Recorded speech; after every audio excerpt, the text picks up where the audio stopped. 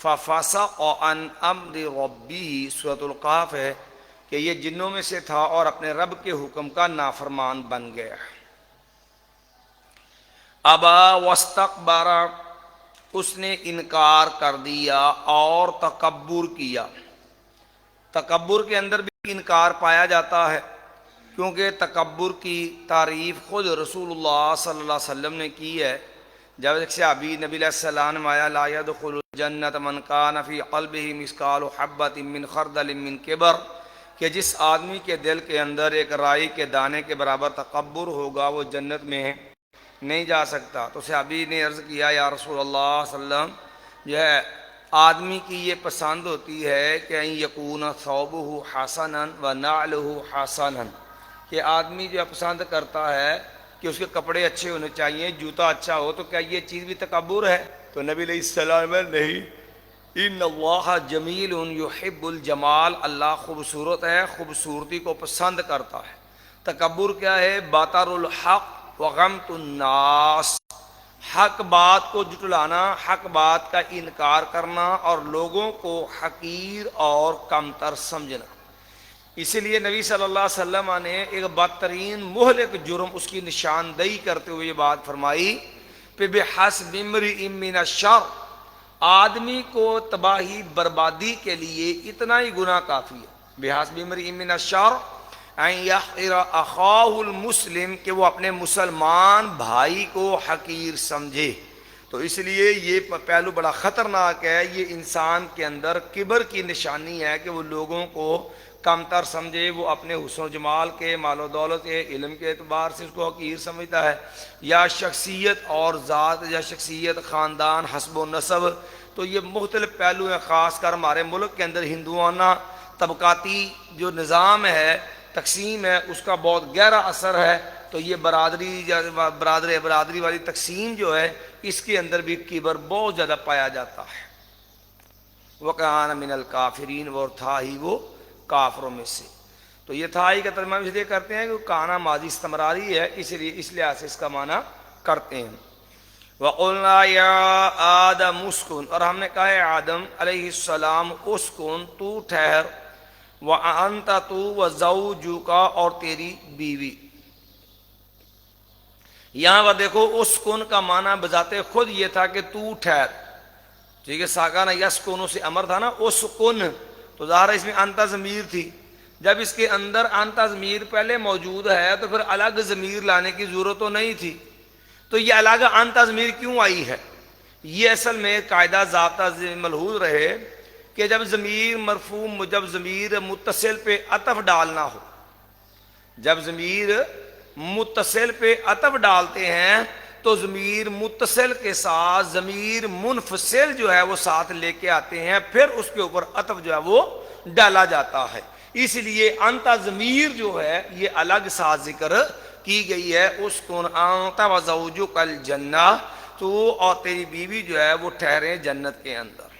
وَكُلَا مِنْهَا رَغَدًا، اور تم دونوں کھاؤ، کل کلا ہے نا، اکلا یا قولو سے، اور یہ کل جو ہے یہ اکلا یا قولو سے ہے، اور اس کی جو ہے اصل میں تو او کل بنتا ہے، لیکن یہ خلاف قانون اس کو جو ہے وہ کل بنایا گیا ہے۔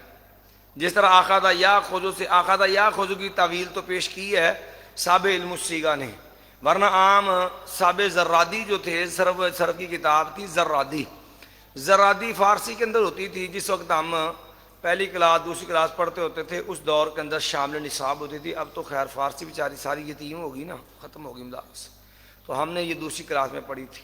تو اس کے اندر بھی یہ قاعدہ موجود تھا کہ کل خذ لزومن، کل خذ لزومن و مر جوازن شاذ است، کہ یہ کل اور خذ دونوں امر کے سیغے ہیں، اور یہ او کل اور او خذ سے بنے ہیں، لیکن یہ دونوں ہی خلاف قانون ہیں، اور مر یہ دونوں طرح پڑھ جاتا ہے، یا جو ہے او مر بھی پڑھ لیتے ہیں اور اس کو مر بھی پڑھا جاتا ہے، لیکن کل ہمیشہ کل ہی پڑھے جائے گا، او کل نہیں پڑھا جاتا، ٹھیک ہے جی۔ خود ہمیشہ جو ہے خود ہی پڑھیں گے اس کو امر کے طور پہ، او خود نہیں پڑھتے۔ تو اس لیے کہا کہ کل اور خود کی تعلیل وجوبی ہے اگرچہ خلاف قانون ہے۔ اور مر کی تعلیل جو ہے وہ اختیاری ہے ساری ان کے بقول خلاف قانون۔ چلیے جی، جو ہے وَقُلَا مِنْهَا رَغَدًا، اور تم دونوں کھاؤ اس سے کھلا وافر، حَيْثُ شِئْتُمَا، جہاں سے تم دونوں چاہو۔ تم آیا وَلَا تَقْرَبَا هَٰذِهِ الشَّجَرَةَ، اور نہ تم دونوں قریب جانا اس درخت کے، ورنہ نقصان کیا ہوگا؟ فَتَكُونَا مِنَ الظَّالِمِينَ، پس تم ہو جاؤ گے ظالموں میں سے۔ تو یہاں پر جو ہے ایک قاعدہ ضابطہ شریعت نے سمجھا دیا کہ ہر وہ کام جو کسی نقصان یا حرام کام کا ذریعہ بنتا ہے اس سے بچنا ضروری ہے۔ جیسے قرآن مجید میں لا تقربوا الزنا، بے زنا کے قریب نہ جاؤ، زنا حرام ہے نا، تو ظاہر ہے ایسے اسباب اور نظر بازی ہے، خلوت ہے، ٹھیک ہے جی، تو ایسی چیزیں جو زنا کی طرف انسان کو آمادہ کرنے والی ہیں اس سے بھی بچو تاکہ تم بدکاری سے بچ جاؤ۔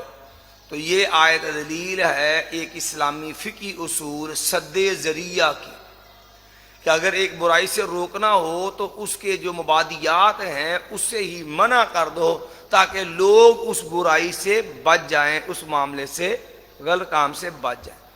تو اسی آیت سے یہ سد ذریعہ کا اصول جو ہے وہ بھی واضح ہوتا ہے، اور خود قرآن مجید کے اندر بھی اللہ تعالیٰ نے یہ اصول اور بھی ایک انداز سے سمجھایا ہے کہ ایک آیت کے ضمن کے اندر مَا لَا تَسُبُّوا الَّذِينَ يَدْعُونَ مِن دُونِ اللَّهِ فَيَسُبُّوا اللَّهَ عَدْوًا بِغَيْرِ عِلْمٍ، سورۃ الانعام ہے، فرمایا جو اللہ کے سوا لوگ جن کی پوجا کرتے ہیں تم ان کو برا بلا نہ کہو، فَيَسُبُّوا اللَّهَ عَدْوًا بِغَيْرِ عِلْمٍ، نقصان یہ ہوگا وہ جہالت کی وجہ سے سچے رب کو گالیاں دیں گے۔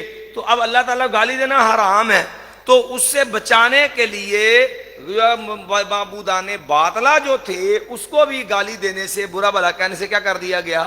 روک دیا گیا۔ تو یہ آیات جو ہیں اسی کی بنیاد پر صحابہ اکرام رضوان اللہ علیہم اجمعین نے بذات خود عمل بھی معاملہ کیا ہے۔ اس کی ایک مثال اور بھی ہے، جیسے قرآن مجید میں ایک اور آیت بھی ہے جس سے یہ اصول جو ہے اس کا جو مترشح ملتا ہے، وہ آیت ہے کہ اللہ کے نبی صلی اللہ علیہ وسلم کو جب جو ہے یہودی وغیرہ مجلس میں آتے نا تو کہتے تھے رائنا، آپ میں ذرا متوجہ ہو جائیے، اللہ نے یہ یہودی جو تھے وہ زبان کو بل دے کے لیم بِأَلْسِنَتِهِمْ، اپنی زبان کو پیچ دے کر کے، تو یہ بدبخت جو ہے وہ رائینا، زبان کو دبا کے پڑھتے تھے۔ رائی کا معنی ہوتا ہے چرواہا، تو وہ بدبخت، یا اس کا معنی ایک اور بھی ہوتا ہے اللہ معاذ یعوذ باللہ احمق کے معنی میں بھی استعمال ہوتا ہے، تو وہ زبان پیچ کے دے کے وہ اس انداز سے لفظ بات کرتے تھے رائنا۔ تو اللہ نے کہہ دیا لا تقولوا رائنا وقولوا انظرنا۔ تو یہ تینوں آیتیں اس بات کی دلیل ہیں کہ سد ذریعہ اسلام کا ایک اصول ہے جو ضرورت کے تحت استعمال کیا جاتا ہے لوگوں کو غلط روش سے روکنے کے لیے، اور یہی وہ اصول ہے جو امیر المومنین سیدنا عمر رضی اللہ عنہ نے طلاق ثلاثہ کے لیے استعمال کیا۔ جب عمر رضی اللہ تعالیٰ نے فرمایا، صحیح مسلم جو ہے کتاب الطلاق باب و طلاق الثلاث کے اندر یہ معاملہ ہے، عبداللہ ابن عباس رضی اللہ عنہ بیان کرتے ہیں کان الطلاق الثلاث علی عہد رسول اللہ صلی اللہ علیہ وسلم وبکر وسنتین من خلافت عمر، طلاق الثلاث واحدہ نبی علیہ السلام کا دور اور بکر صدیق کا مکمل دور، اور عہد عمر کا جو ابتدائی 2 سال، ایک روایت میں 2 سال ہے، دوسری روایت میں 3 سال کا ذکر ہے کہ اکٹھے یا 3 طلاقیں جو ہوتی تھی اس کو ایک شمار کیا جاتا تھا۔ تو پھر جو ہے عمر رضی اللہ تعالی عنہ نے فرمایا ان الناس قد استعجلوا فی امر کانت لهم فی عنات، لوگوں نے اس کام میں جلد بازی شروع کر لی جس کام میں ان کے لیے آسانی تھی، نرمی تھی، مہلت تھی۔ تو عمر رضی اللہ نے کہا فلو امضیناہ، کاش کہ ہم اس کام کو ان کے اوپر لاگو کر دیں، فامضاہ علیہم، تو عمر رضی اللہ عنہ نے یہ جاری کر دیا۔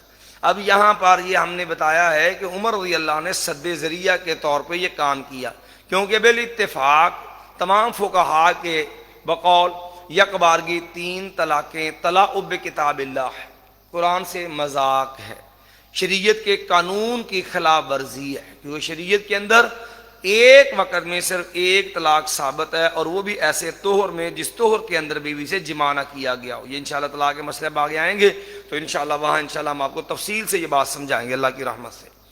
پھر اب کیا ہے، جب یہ جو ہے قرآن سے مذاق کا رستہ کھلا تو اب اس کو روکنے کے لیے امیر المومنین سیدنا عمر رضی اللہ عنہ نے کہا کہ اگر جو ہے جو یہ دلیل کہ رستہ کھل گیا، خود مسلم میں اسی دیو باب کے تحت جو ہے باب طلاق کے ثلاث کے آخر میں یہ ہے فلما تتابع الناس، جب لوگ متواتر لگاتار طلاق کے دن لگ گئے نا تو تب عمر نے یہ فیصلہ کیا تھا، اور کیا کہا کہ لوگوں اگر کسی نے کٹھی 3 طلاقیں دی تو میں اس کی بیوی اس کے اوپر حرام کر دوں گا، روک دوں گا، جانے نہیں دوں گا، ان کو رجوع ختم کر دوں گا۔ اب کئی لوگ یہ ہمارے ہاں جو حنفی ہیں یہ اپنا فرقہ ورانہ، چونکہ دیوبندی بریلوی فقہ کے اندر مشترک ہیں، تو یہاں پر آگے پھر کہتے ہیں عمر نے شریعت بدل دیجیے رضی اللہ تعالیٰ عنہ۔ یاد رکھیے عمر نے شریعت نہیں بدلی۔ دیکھو عوام کو غلط روش سے روکنے کے لیے جو سہولت انہیں میسر ہوتی ہے شریعت کی روح سے، جو ہے اگر وہ اس سے نجائز فائدہ اٹھا کے شریعت کے کسی حرام کو حلال کریں یا کسی قاعدے قانون کو توڑیں، شریعت کو مذاق بنائیں، تو ان کو جو ہے اس برائی سے روکنے کے لیے وقتی طور پر اس سہولت سے محروم کر دینا، اس سہولت پہ پابندی لگا دینا، یہ خلیفہ وقت کو جو ہے وہ حق ہوتا ہے دین کے تحفظ کی خاطر، اور یہ سد ذریعہ ہوتا ہے۔ اس لیے عمر رضی اللہ عنہ نے شریعت نہیں بدلی ہے۔ اس کی ایک اور مثال بھی موجود ہے، اس کی مثال آپ لے لیجیے۔ سیدنا عبداللہ ابن مسعود رضی اللہ تعالی عنہ یہ لوگوں کو تیمم سے منع کرتے تھے۔ سیدنا عبداللہ ابن مسعود رضی اللہ عنہ لوگوں کو تیمم کرنے سے روکتے تھے۔ یہ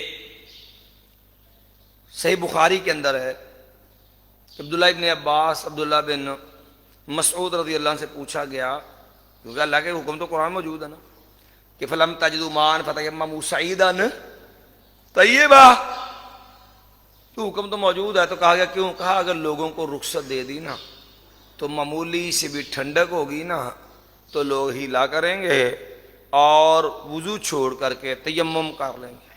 تو سیدنا عبداللہ ابن مسعود رضی اللہ عنہ کا جو جواب ہے وہ بھی اس بات کی دلیل ہے کہ سیدنا عبداللہ ابن مسعود رضی اللہ فقیر صحابی ہیں، قرآن بھی جانتے ہیں، پتہ ہے قرآن تیمم کا حکم ہے، لیکن اس رخصت پابندی کیوں لگاتی تھی، فتویٰ کیوں منع کرتے تھے تیمم سے؟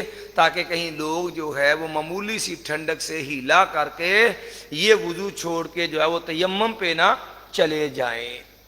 تو یہ آیت اس بات کی بھی دلیل ہے، ما ولا تقربا هذه الشجرہ، نہ تم دونوں قریب اس درخت کے۔ اب یہ درخت کون ہے؟ ہمارے معاشرے میں بعض لوگوں میں یہ بھی تکلف ہوتا ہے، خاص کا تفسیر جلالین وغیرہ جو ہے اس کے اندر بھی ایسی گمراہیاں بہت ساری ہیں، جو بھی چیزیں اس کا تعین کرنے جائیں گے۔ مثال کے طور پر ابراہیم علیہ السلام کا آتا ہے نا کہ یا اللہ تعالیٰ کا جو ہے کہ کیف تحیی الموتیٰ قال اولم تؤمن قال بلی ولکن لیطمئن قلبی قال فخذ اربعۃ من الطیر فصرہن الیک۔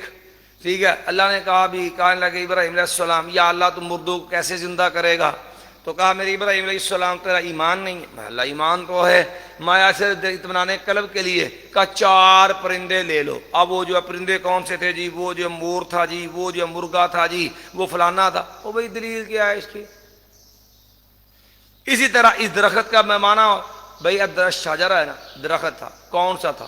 اور بھائی اگر اس کے اندر امت کی کوئی ضرورت ہوتی، اس کے اندر کوئی عقیدے کا کوئی عمل کا معاملہ ہوتا، امت کی اصلاح کا امت کے متعلقہ کو معاملہ ہوتا جس کو جاننا سمجھنا امت کے لیے زیادہ ضروری تھا، تو یقیناً اللہ اس کو ضرور بیان کر دیتے، نبی اللہ سے وضاحت کر دیتے، اصحاب محمد صلی اللہ علیہ وسلم اس کے اوپر سوال کر لیتے، رب نے بیان نہیں کیا، نبی اللہ سے وضاحت نہیں کی، صحابہ اکرام نے پوچھا، تو بھائی اس کنہ میں پڑھ کے خام خواہ تباہ آزمائی جو ہے یہ مستحسن نہیں ہے، یہ مناسب نہیں ہے۔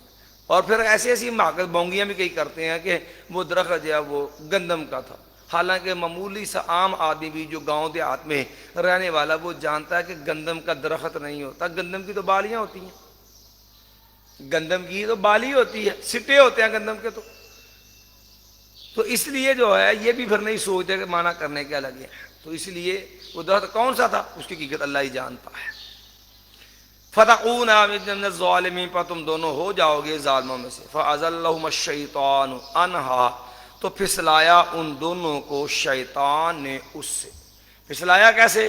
اب اس نے کہا تھا کہ الا ادلکما علی شجرۃ الخلد او ملک لا یبلا، ٹھیک ہے، کہ میں تمہیں کیسا درخت دکھاؤں، بتلاؤں، اگر تم نے کھا لیا نا بات پھر تم موت نہیں آ سکتی، تم ہمیشہ کے لیے زندہ رہو گے اور تمہیں ایسی بادشاہت ملے گی، وہ بادشاہ کبھی ختم ہی نہیں ہونی.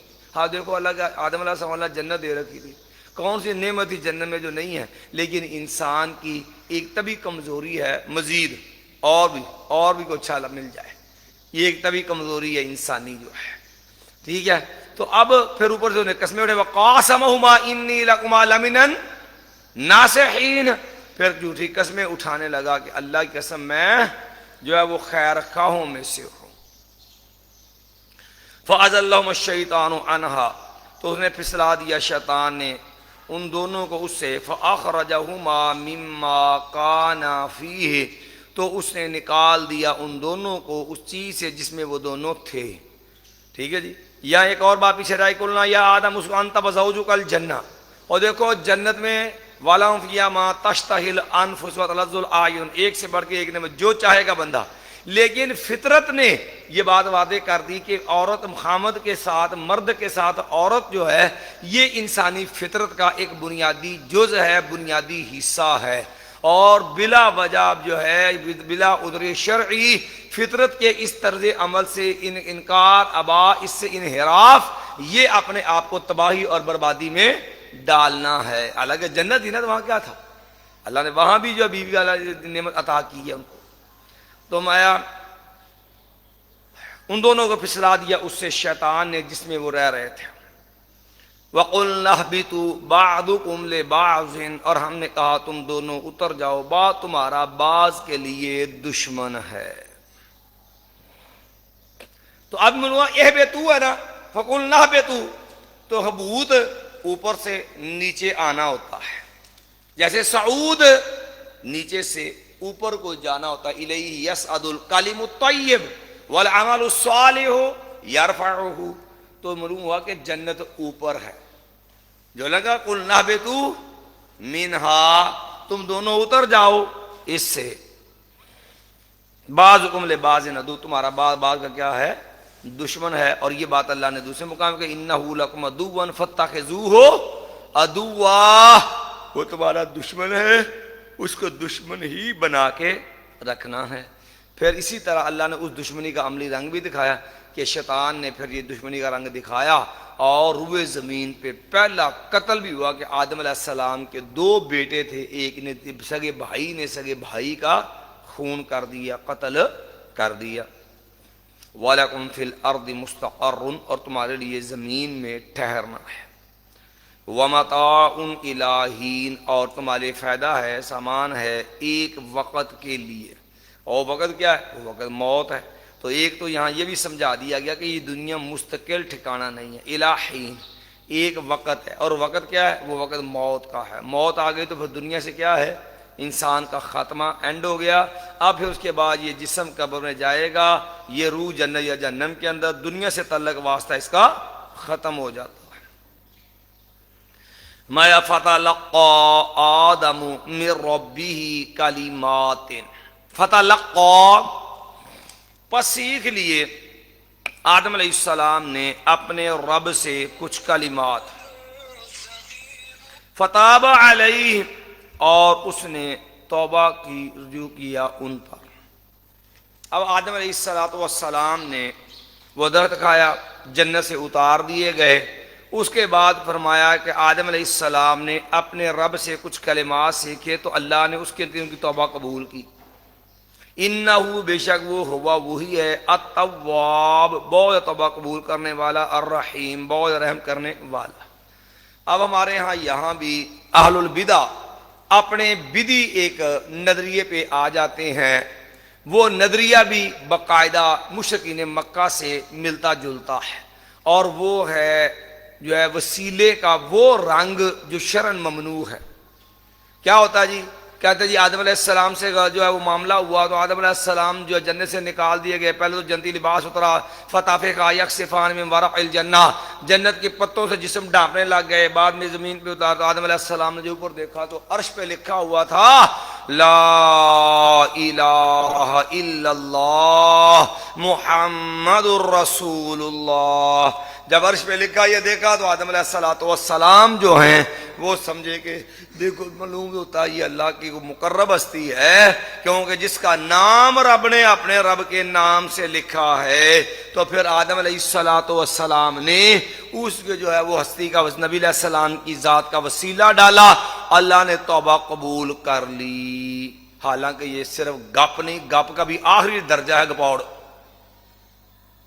یہ بات امام حاکم نے مستدرک میں بھی لکھی ہے, اور اس کے اندر عبد الرحمن زید بن اسلم ہے جو اپنے باپ سے یہ روایت کرتا ہے, اور خود امام حاکم نے یہ بات لکھی ہے کہ یروی عن ابیہ الموضوعات. یہ عبد الرحمن زید بن اسلم جو اپنے باپ سے جو ہے وہ موضوع روایتیں بیان کرتا ہے. اس موضوع کی دیگر بھی روایات ہیں جو کہ ثابت نہیں ہیں, اور یہ دیوبندی بریلوی دونوں اس بدعی کی وسیلے کے جو ہے وہ قائلین ہیں, اور اس کے نتیجے کے اندر پھر فوت شدہ ذوات جو ہیں ان کو پیش کرتے ہیں. ایک تو یہ روایت ثابت نہیں ہے, پھر اس مسئلے پر دو چیزیں اور بھی پیش کرتے ہیں, اور وہ روایت ان میں سے قرآن جو ہے یہ وسیلہ, یاد رکھیے پہلے یہ سمجھ لے وسیلہ ہوتا کیا. وسیلہ جو ہوتا ہے اس کے تین معانی ہیں, وسیلہ تین معنوں میں استعمال ہوتا ہے. یار توجہ سے سمجھ لینا. پہلی چیز ہے وسیلہ ایک مقام ہے جو اللہ مخلوق میں صرف ایک ہستی کو دے گا, اور وہ ہستی ہیں رسول اللہ صلی اللہ علیہ وسلم. جیسے کہ دعا جو ہے اذان کے بعد کی دعا ہے اللہم رب هذه الدعوۃ التامہ والصلاۃ القائمہ آت محمدا الوسیلۃ وال. ایک تو وسیلہ ایک مقام ہے جو اللہ نبی علیہ السلام کو عطا کرے. دوسرا ہوتا ہے وسیلہ بمعنی ذریعہ واسطہ, وسیلہ بمعنی ذریعہ اور واسطہ. وسیلہ کا تیسرا معنی ہوتا ہے جیسے چھت پہ جانے کے لیے سیڑھی کیا ہے, وسیلہ ہے. ٹھیک ہے جی. اور اسی طرح وسیلے کا تیسرا معنی ہوتا ہے تقرب, قرب حاصل کرنا. قرآن مجید کے اندر جس وسیلے کی ترغیب ہے شرعاً, جو وسیلہ جو ہے مشروع ہے وہ یہ تقرب کے لیے ہے. جیسے اللہ نے سورہ مائدہ میں یا ایھا الذین آمنوا اتقوا اللہ, اے ایمان والو اللہ سے ڈر جاؤ, وابتغوا الیہ الوسیلہ, اور اللہ کا قرب حاصل کرو. وابتغوا الیہ الوسیلہ, تو وسیلہ سے مراد کیا ہے, قرب ہے. اب اگلا مسئلہ آ گیا, ابھی قرب ہمیں کیسے ملے گا, یہ قرب کا ذریعہ کیا, یعنی کون سی چیزیں ہیں جن سے اللہ کا قرب مل سکتا. اللہ تعالیٰ نے قرآن مجید میں وہ ضابطہ بھی سمجھا دیا, ابھی قرب الہی کیسے ملے گا. سورہ الکہف ہے, سورۃ الکہف ہے, اور سورۃ الکہف کی آخری آیت ہے, آخری آیت کا آخری حصہ ہے. فرمایا فمن کان یرجو لقاء ربہ فلیعمل عملا صالحا ولا یشرک بعبادۃ ربہ احدا. اب اللہ نے بتا دیا جو بندہ اپنے رب کی ملاقات کی امید رکھتا ہے, جو اللہ کا قرب چاہتا ہے, رب سے لقاء چاہتا ہے, فلیعمل عملا, تو قرب کیسے ملے گا. نمبر ایک, عمل صالح ہونا چاہیے. ولا یشرک بعبادۃ ربہ احدا, اور اپنے رب کے ساتھ کسی کو شریک نہ بنائے. نمبر ایک اخلاص چاہیے, ایمان چاہیے, اخلاص چاہیے. اور نمبر دو عمل صالح ہو. اور عمل صالح کیا ہوتا ہے. نمبر ایک عمل صالح وہ عمل ہوتا ہے جو عمل شریعت سے ثابت ہو, اس کا طریقہ کار شریعت کے مطابق ہو, اور مقصد اللہ کی رضا ہو. اگر یہ شرائط ہوں تو عمل صالح بنتا ہے. اگر ایک بھی شرط اس میں سے جو ہے وہ ضائع ہو جائے تو یاد رکھیے وہ عمل صالح نہیں ہے, عمل شریعت سے ثابت ہو.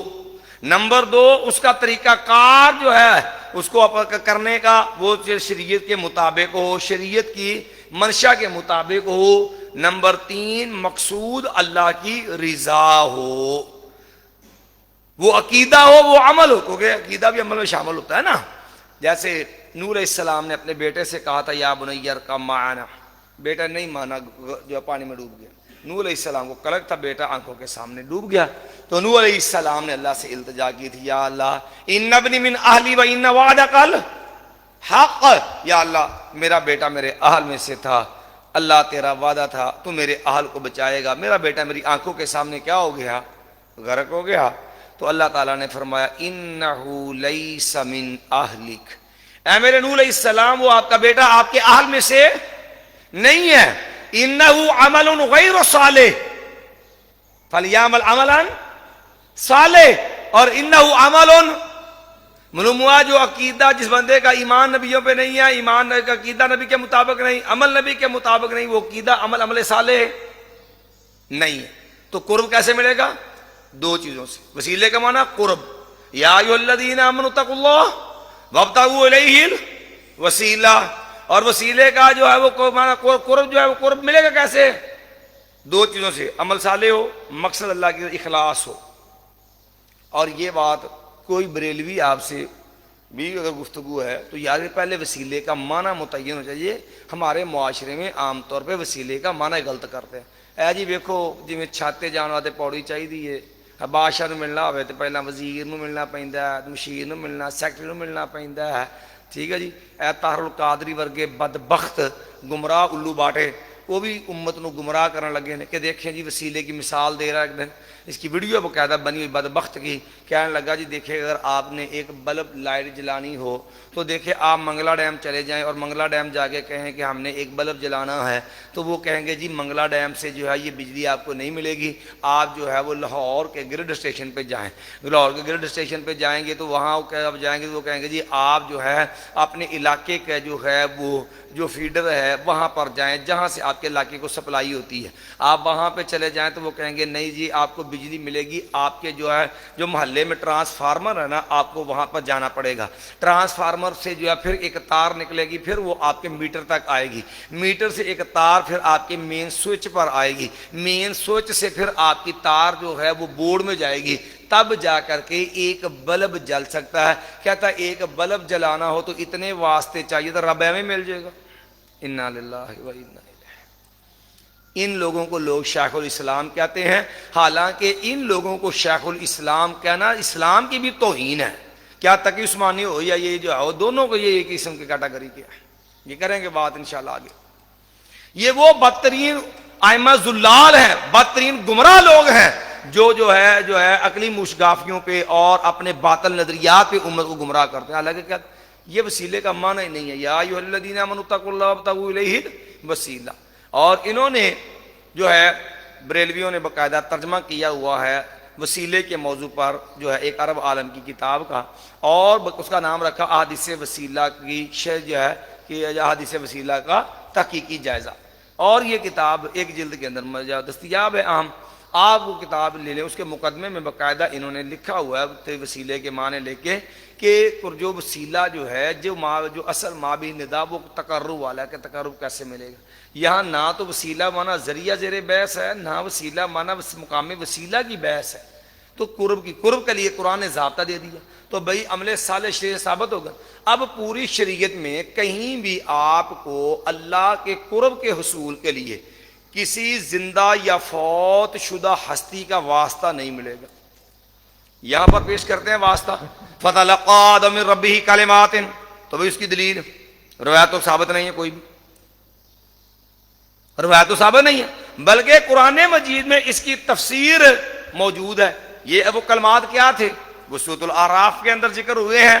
وَقَالَا رَبَّنَا ظَلَمْنَا أَنفُسَنَا وَإِن لَّمْ تَغْفِرْ لَنَا وَتَرْحَمْنَا لَنَكُونَنَّ مِنَ الْخَاسِرِينَ. ٹھیک ہے جی. وہ کلمات کیا تھے؟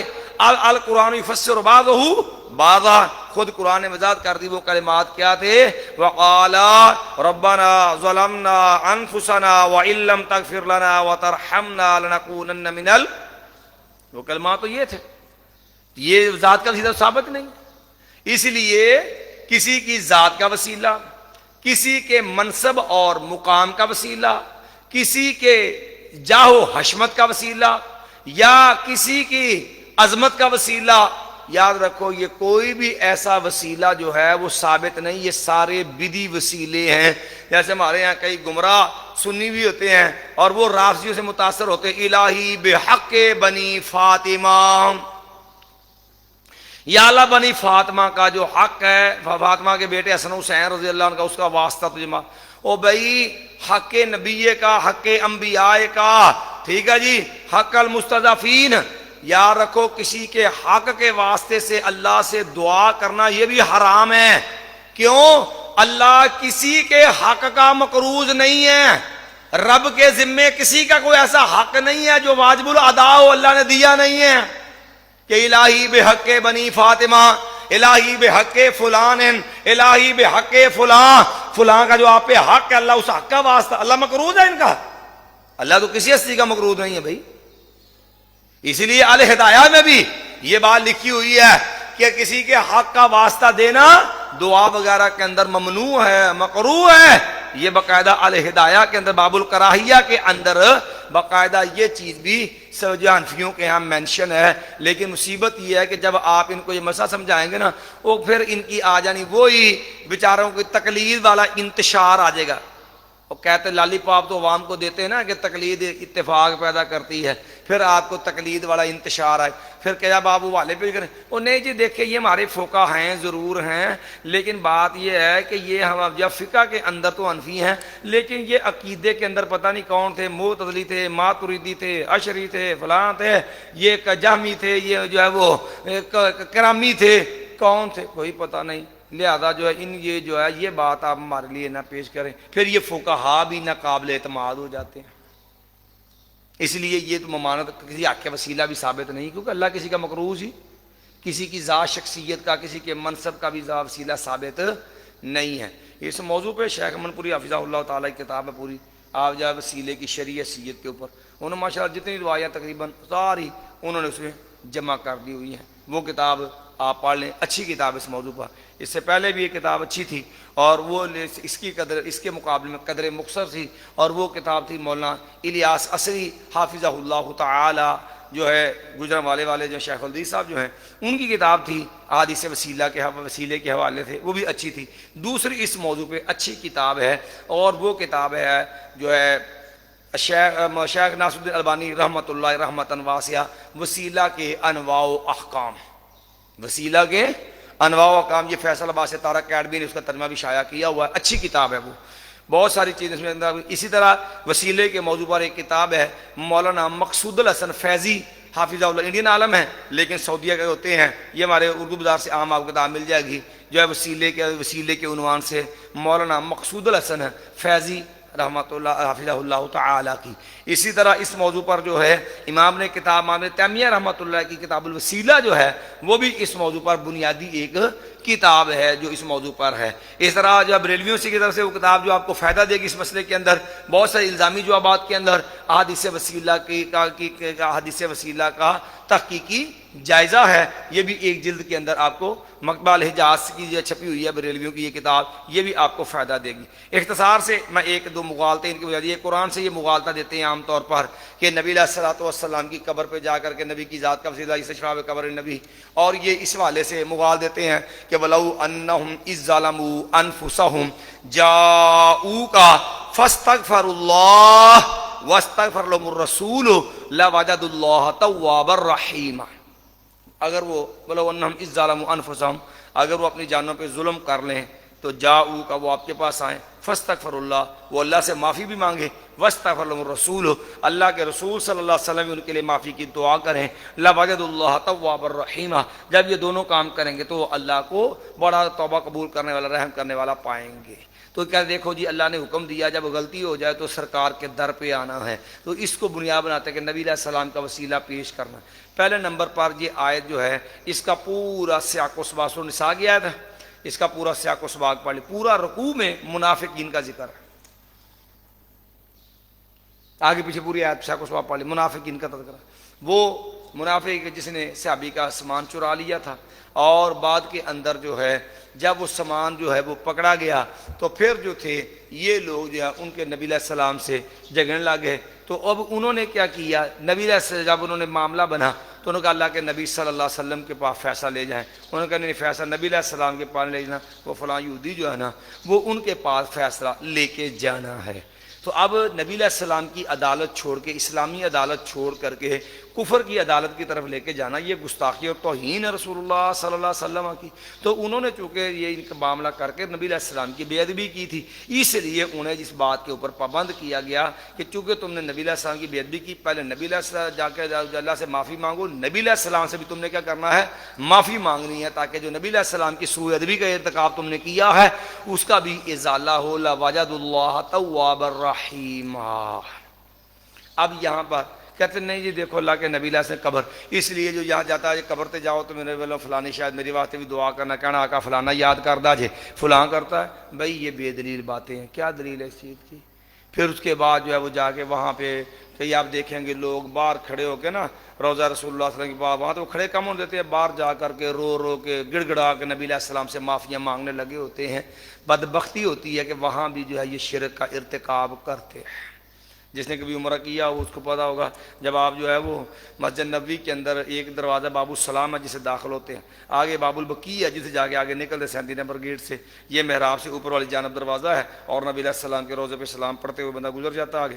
تو باہر پھر یہاں تو کھڑے ہوتے، تو پھر باہر جا کے دور ہٹ کے کھڑے ہوتے، کوئی شرطے وہاں کھڑے ہونے دیتے، پھر وہاں گڑ گڑا کے یہ رونے لگے، واسطے ڈالنے لگے ہوتے، یا رسول اللہ معاف کر دو، یا رسول اللہ ساڑھے حالت رحم کرو. وہاں بھی جو ہے معاف و اسباب نبی مدد مانگ کے یہ بد نصیب شرک کے مرتکب ہوتے ہیں.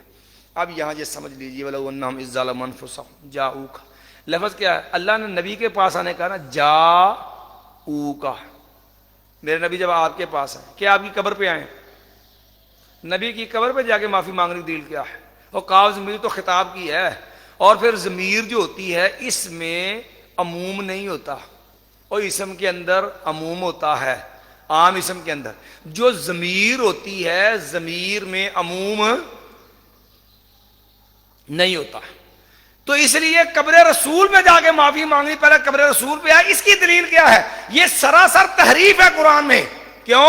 اللہ نے کہا جاؤ کا، میرے نبی آپ کے پاس آئے، نہ کہ آپ کی قبر پہ آئے. یہ نہیں کہا جاؤ الا قبرے کا،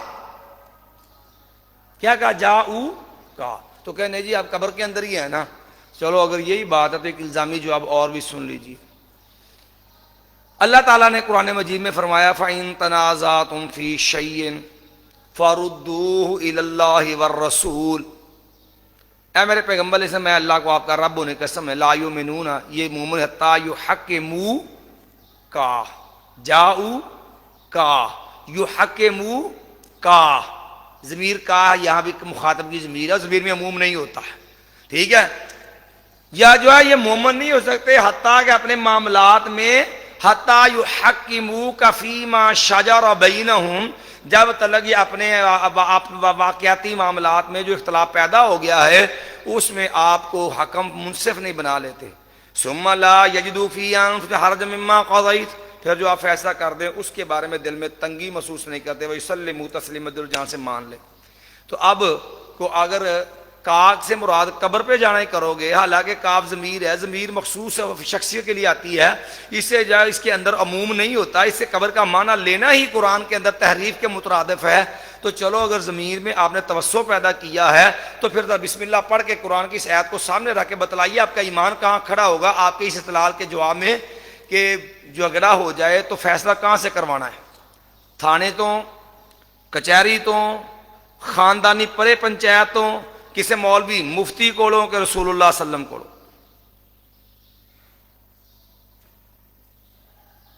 کیا فرماتے علماء کرام بیچ اس مسئلے کے؟ اب نبی علیہ السلام جب آپ نے مانا کیا کہ نہیں جاؤ کا مانا گیا، جاؤ کا کو جو ہے اس ایک خاص لفظ میں جس میں توسع نہیں تھی، جس میں وسعت نہیں ہوتی، اس میں دھکے سے منہ پیدا کر کے تو اس سے مراد قبر رسول لے لی. تو اب اگر قبر رسول لے لی تو پھر اسی طرح پھر جو ہے کوئی جھگڑا اختلاف ہو جائے، فیصلہ کہاں سے ہونا چاہیے؟ قبر رسول سے. تو جو قبر رسول کو چھوڑ کے جو بریلوی دیوبندی پھر یہاں یہ مانا کرتا ہے، اسے کو اس عید میں پھر یہی مانا کرو، اور پھر جھگڑا فیصلہ ہو جائے تو سیدھا جائے مدینہ میں روضہ رسول اللہ پہ، وہاں جا کے اپنا کیس دائر کرے، اللہ کے نبی سے فیصلہ لے۔ وگرنہ جو ہے اگر کوئی دیوبندی بریلوی جاؤ کا مانا جاؤ الا قبرے کا کرتا ہے تحریف والا، اور پھر نبی کی قبر پہ فیصلے کی بجائے تھانے کے اندر، پرے پنچایت کے اندر یا وہ عدالت میں جاتا ہے، تو کم از کم بے ایمان ضرور ہے، قرآن کی نص کے مطابق وہ پکا بے ایمان ضرور ہے۔ تو اس لیے وہاں وہ منافقوں نے سوء ادبی کا ارتکاب کیا تھا، اس لیے انہیں حکم دیا گیا اللہ کے نبی علیہ السلام، اللہ سے بھی معافی مانگنے اپنے جرم پہ، اور نبی علیہ السلام سے بھی آپ نے معافی مانگنی ہے۔ تو اس لیے جو وسیلہ مشروع ہے وہ صرف 3 طرح کا ہے۔ بھائی آپ دعا جو ہے اپنے نیک عمل کا وسیلہ پیش کر سکتے ہیں، قرآن سے ثابت ربنا آمنا فاغفر لنا، اللہ ہمیں ایمان لائے تو ہمیں معاف کر دے، تو ایمان لانا بندے کا عمل ہے۔ ربنا آمنا فاکتبنا مع الشاہدین، اللہ ہم ایمان لے تو میرے کو گواہ شاہدین میں شمار کر لکھ دے، تو اپنے نیک عمل کا وسیلہ ثابت ہے۔ جیسے وہ حدیث سے بھی ثابت ہے، وہ 3 آدمی جو غار میں پھنس گئے تھے، کیا پیش کیا تھا انہوں نے؟ اپنے عمل کا وسیلہ، قرآن سے ثابت ہے۔ دوسری چیز ہوتی ہے کسی زندہ نیک آدمی سے دعا کروانا۔ نبی علیہ السلام کو کہا وصلی علیہ ان الصلاۃ سکن لہم، تو زندہ نیک سے دعا کروانا یہ تو رسول اللہ سے مشروع ہے۔ رسول اللہ صلی اللہ علیہ وسلم جمعہ پڑھا رہے ہیں، اور آپ صلی اللہ علیہ وسلم کو صحابی کہنے لگا ہلاکت الاموال وانقطعت السبل، یا رسول اللہ مواشی مرنے لگ گئے، رستے بند ہو گئے، اللہ سے دعا کرو بارش کر دیں۔ آپ ممبر پہ کھڑے ہیں تو آپ نے وہی ہاتھ اٹھا کر کے دعا شروع کر دی ہے، اور صحابہ کہتے ہیں دیکھتے دیکھتے جو ہے مدینے میں آسمانوں پہ بادل چھا گئے، اور پھر جو ہے وہ جلسہ شروع ہو گئی۔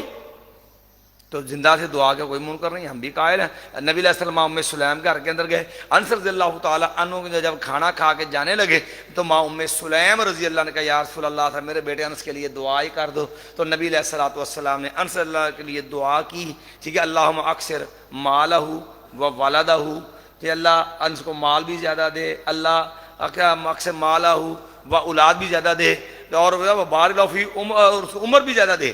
اب ایک دیس میں یہ عمر کے بھی ہیں، عام یہی ہیں، مال زیادہ دے اور اولاد زیادہ دے، جو ہے وہ بارک لہ فیما آتیتہ، اللہ جو انس کو دے دے اللہ اس میں برکت بھی پیدا کر دینا۔ اور انس رضی اللہ عنہ کا باغ سال میں 2 بار پھل دیتا تھا، اور ان کی نسل میں سے زندگی کے اندر 100 حافظ زندگی میں فوت ہو گئے تھے۔ سیدنا انس کی نسل میں سے 100 حافظ زندگی میں فوت ہو گئے تھے، سمجھا؟ یہ تھے امت جن نے اپنے آپ کو صحابہ نال نسبت جوڑ دیا، اہل سنت والجماعت بھی تے منصوبہ بندی نال بچے 2 ہی اچھے تھے، مرن بھی ڈے نے۔ چلیے جی، بہرحال تو بات کہنے کا مقصد یہ ایک وسیلہ یہ ہو گیا زندہ سے دعا کروانے کا۔ تیسرا وسیلہ ہوتا ہے کہ بھائی جو ہے آپ جو ہے پہلے نمبر پر تھا کہ آپ نے جو ہے اپنے نیک عمل کا وسیلہ، دوسرے نمبر پر ہے کسی زندہ سے دعا کروانا، تیسرا اللہ تعالیٰ کے اسماء و صفات کا واسطہ، ٹھیک ہے جی۔ جو ہے وللہ الاسماء الحسنى، اللہ کے اچھے اچھے نام ہیں، فادعوہ بہا، اللہ کو تم ان ناموں سے پکارو۔ بات سمجھے؟ تو اللہ تجھے تیرے غفور ہونے کا واسطہ، تیرے غفار ہونے کا واسطہ، ارحم الراحمین ہونے کا واسطہ، اللہ تم پہ رحمت کا دے، میں معاف فرما دے۔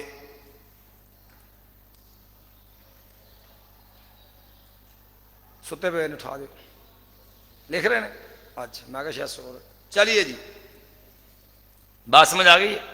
تو یہ 3 طرح کا وسیلہ ثابت ہے، اسی لیے کسی کی ذات، کسی کا حق، کسی کی شخصیت، مرتبہ، منصب، مقام، جاہ، ٹھیک ہے جی، یہ وسیلے ثابت نہیں ہیں، یہ بدعی اور غیر ثابت شدہ وسیلے ہیں۔ چلیے جی آگے چلیے اس کے بعد مایا فتح آدم من ربہ کلمات، آدم علیہ السلام نے سیکھ لیا اپنے رب سے کچھ کلمات، فتاب علیہ، انہوں نے رجوع کیا اس پر، انہ هو التواب الرحیم، بے شک وہی بہت توبہ قبول کرنے والا، بہت رحم کرنے والا ہے۔ قلنا اہبطوا منہا جمیعا، ہم نے کہا تم اتر جاؤ اس سے سارے کے سارے، ٹھیک ہے جی۔ تو یہ پہلے بھی میں نے بتا دیا حبوس سے استدلال کے جنت اوپر ہے جسے نیچے اتارا گیا۔ فَإِمَّا يَأْتِيَنَّكُم مِّنِّي هُدًى، پس ضرور آئے گا تمہارے پاس میری طرف سے، ضرور آئے گی تمہارے پاس میری طرف سے ہدایت۔ تو معلوم ہوا دین دنیا کے کسی جو ہے وہ مدرسے میں مسجد میں تیار نہیں ہوا، دین جو ہے وہ اللہ کی طرف سے آیا ہے۔ یہ کسی کوفے کے گلی محلے میں، کسی کوفے کی مسجد میں یہ دین نہیں بنا ہے، سمجھے؟ جو یہاں پر شریعت سازی کرنے والے بیٹھے ہیں اور اپنی من مرضی سے دین بنانے بیٹھے، اسے لگا میں اب تک غیر الاسلام میں دین فلاں یقبل منہ، لوگوں دین آسمان سے آیا ہے، لہذا اسلام سے ہٹ کے کوئی دین قبول جو لے کے آئے گا وہ قبول ہی نہیں ہوگا، کیونکہ یہ اس آسمانی الہامی دین ہے، یہ دنیاوی دین دنیا کا بڑا دین نہیں ہے۔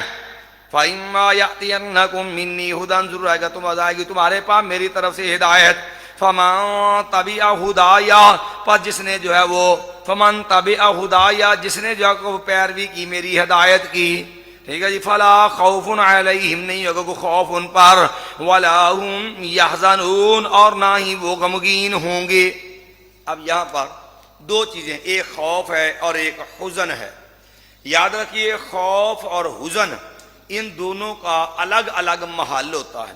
خوف کا تعلق ہوتا ہے آنے والے حالات سے، کہ آنے والے وقت کے اندر جو پریشانی انسان کو جس کا خدشہ ہوتا ہے نا، اس پریشانی کو خوف کہتے ہیں۔ اور حزن کا تعلق ہوتا ہے جو نقصان ہو چکا ہے، جو چیز بیت چکی ہے، اس پریشانی کے اوپر جو ہے حزن کا اطلاق ہوتا ہے۔ یعنی حزن کا تعلق جو چیز ہو چکی ہے اس پہ ہوتا ہے، اور خوف کا تعلق جو ہے اس نقصان خدشے اندیشے پہ ہوتا ہے جو آنے والے وقت کے اندر متوقع ہے، جس کا اندیشہ ہوتا ہے۔ تو اسے میں فلا خوف علیہم، نہیں ہوگا کوئی خوف ان پر، آگے اللہ کے ہاں کو ڈر نہیں ہوگا، ان کے اعمال اچھے ہیں، ان کا کردار اچھا ہے، شریف زندگی گزار گئے، ولا ہم یحزنون، ان پہ ان کو غم کوئی نہیں، ان کو دنیا چھوڑنے کا کوئی غم نہیں ہوگا کہ کاش ہم کو محنت کر لیتے، کو اپنے آپ کو سنوار لیتے، بنا لیتے، انہوں نے پہلے دنیا کے اندر اپنے رب کو راضی کرنے کی کاوشیں کی ہیں۔ فلا خوف علیہم ولا هم یحزنون والذین کفروا وکذبوا بآیاتنا، اور وہ لوگ جنہوں نے کفر کیا، انہوں نے جھٹلا دیا ہماری آیات کو، اولئک اصحاب النار هم فیہا خالدون، تو وہی لوگ ہیں آگ والے، اس میں وہ ہمیشہ رہیں گے۔ یاد رکھیے یہ جہنم ہے، جہنم کے اندر یہ کافر لوگ جو ہیں ان کے لیے یہ ہمیشہ ہمیشہ ابد الاباد کے لیے یہاں پر رہیں گے۔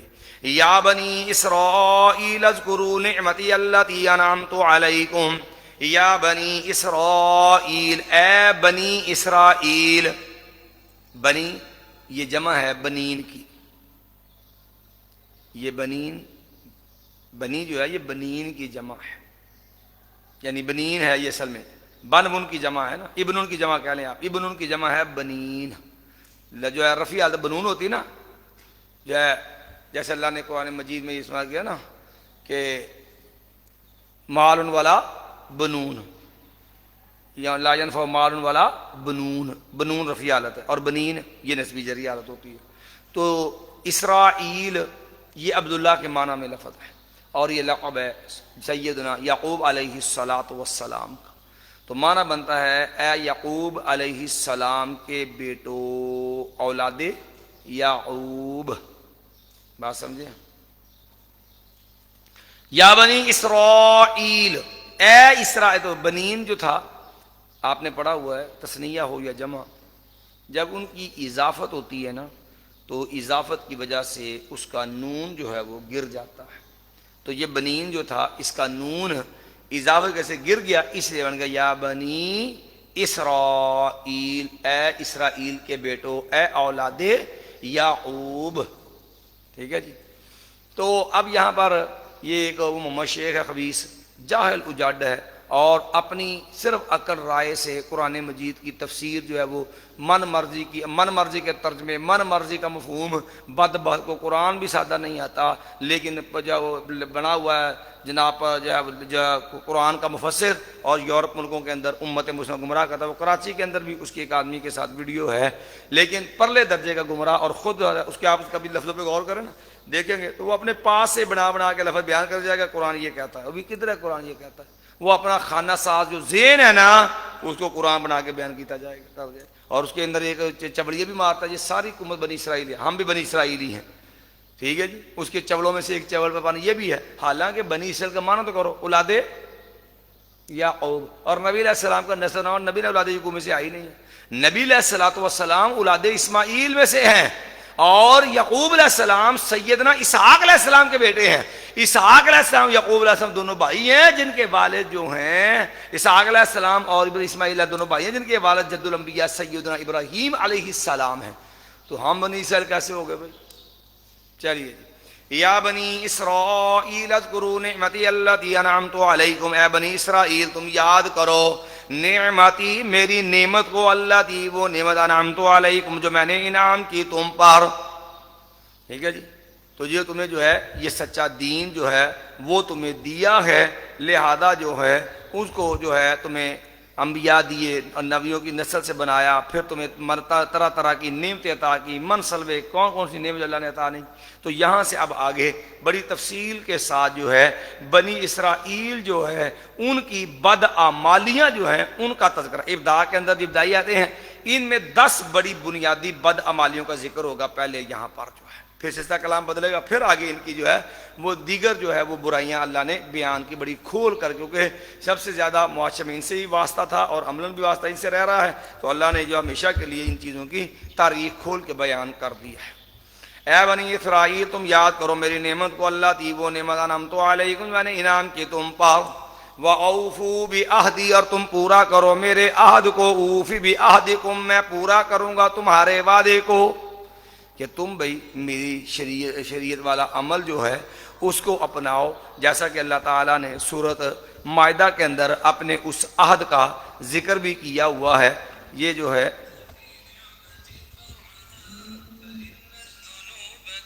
تو سورہ مائدہ کے اندر اللہ تعالیٰ نے اس کا ذکر بھی کیا ہوا ہے کہ تم نے میرے وعدے کو پورا کرنا ہے. مایا والا قد اخذ اللہ میثاق بنی اسرائیل وبعثنا منهم 12 نقیبا وقال اللہ انی معکم لئن اقمتم الصلاۃ. وہ اللہ نے وعدہ کیا ہے اوفو بعہدی. وہ عہد کیا ہے؟ یہ سورہ المائدہ کے اندر ہے کہ تو جو ہے میں اللہ تمہارے ساتھ ہوں بشرطے کہ لئن اقمتم الصلاۃ وآتیتم الزکاۃ، تم نماز پڑھو گے، زکوٰۃ دو گے، وآمنتم برسلی اور میرے رسولوں پہ ایمان لاؤ گے، وعزرتموہ اور تم ان کی مدد کرو گے، واقرضتم اللہ قرضا حسنا اور اللہ کو اچھا جو ہے وہ قرض دو گے. فرمایا جب تم یہ کام کرو گے تو فرمایا لأکفرن عنکم سیئاتکم، تو میں اللہ تمہارے گناہ بھی معاف کر دوں گا اور تمہاری غلطیاں بھی مٹا دوں گا. وَلَأُدْخِلَنَّكُمْ جَنَّاتٍ تَجْرِي مِن تَحْتِهَا الْأَنْهَارُ اور تمہیں جو ہے وہ ایسی جنتوں میں داخل کر دوں سے نیچے جو ہے وہ دریا نہریں چلتی ہیں. تو یہ وہ وعدہ ہے جو اللہ نے کہا تھا لئن اقمتم الصلاۃ وآتیتم الزکاۃ وآمنتم برسلی وعزرتموہ واقرضتم اللہ قرضا حسنا. سورہ مائدہ آیت نمبر 12 ہے.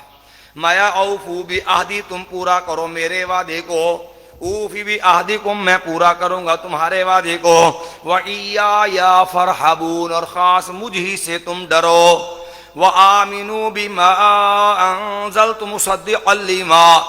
اب یہاں بھی ایک عقیدے کا مسئلہ آ گیا، وہ بھی سمجھ لیں. وَإِيَّايَ مجھ سے ڈرو. کیا خیال ہے بندہ لوگوں سے جو ڈر جاتا ہے تو کیا خیال ہے وہ ڈرنے سے کیا معاذ اللہ شرک ہو جائے گا؟ یاد رکھیے ڈرنے کی 2 صورتیں ہوتی ہیں. ایک ہے تحت الاسباب، تو تحت مثلا آپ کے اوپر کسی نے پسٹل تان لیا، آپ کے اوپر کسی نے جو ہے وہ خنجر رکھ دیا، تو ظاہر بات ہے فطری بات ہے بندہ ڈر جاتا ہے. یا کوئی آدمی اپنی نجائز طاقت کے بلبوتے پہ آپ کو ہراساں کرتا ہے تو فطری بات ہے ڈر جاتا ہے. اور جہاں ظاہری اسباب نہیں ہیں، یاد رکھو ما فوق غیبی قوتوں کا مالک سمجھتے ہوئے کس سے ڈرنا، یہ صرف رب کو زیب دیتا ہے کہ رب سے ڈرا جائے. سمجھا؟ غیبی قوتوں کا مالک سمجھ کے کسی سے ڈرنا یہ عبادت ہے، کیونکہ یہ اللہ کا حق ہے کہ اللہ تعالیٰ ہی ہے وہ جہاں چاہے بندے کو پکڑ لے اور اس کے اوپر گرفت کر لے. دنیا میں کوئی انسان یہ گرفت کر سکتا نہیں ہے. اس لیے خوف بھی عبادت ہے اور رجا بھی کیا ہے؟ عبادت ہے. غیبی قوتوں کا مالک سمجھتے ہوئے کسی سے جو ہے وہ نفع کی امید رکھنا یہ بھی عبادت ہے، اور غیبی قوتوں کا مالک سمجھتے ہوئے کسی کو اس سے جو ہے وہ ڈرنا یہ بھی کیا ہے؟ عبادت ہے. تو اب اس مسئلے میں بھی لوگ اکثر جو ہے وہ شرک کرتے ہیں، کیونکہ ہمارے ہاں لوگوں کے ہاں عبادت کا مفہوم بڑا محدود ہوتا ہے کہ وہ سمجھتے ہیں نماز اور حج زکوٰۃ دین پورا ہو گیا، السلام علیکم دین کو. حالانکہ رجا بھی، امید بھی عبادت ہے، رجا بھی اور خوف بھی عبادت ہے، اور اس مسئلے کے اندر بہت ساری عوام شرک میں مبتلا ہوتی. یہ جتنی بھی مردہ پرستی ہے، یہ فوت شدگان کی عبادت ہے، وہ خوف کے انداز میں بھی ہوتی ہے کہ جو ہے فلاں بزرگ ہیں، جو ہے ان کو جو ہے گھر بیٹھے اذا جاتے ہوئے ہی اور ان کے نام کی مالا جپیں گے، ان کے نام کا ورد کریں گے، اور ان کو تصور میں رکھ کے کہ ان سے امیدیں کریں گے یا فلاں ہمارا فلاں معاملہ پورا کر دو، ہے اگر فلاں کا یہ کام نہ تو سرکار ہمیں یہ نقصان پہنچا دیں گے، سرکار ہمیں یہ نقصان پہنچا دیں گے. وہ بھائی جو مر چکا ہے وہ تو آپ کو جانتا بھی نہیں ہے، وہ کیا نقصان کرے گا آپ کا؟ بھائی دیکھو، پہلے نمبر تو جو مر گیا اس کے پاس غیبی قوتیں ہی نہیں ہیں.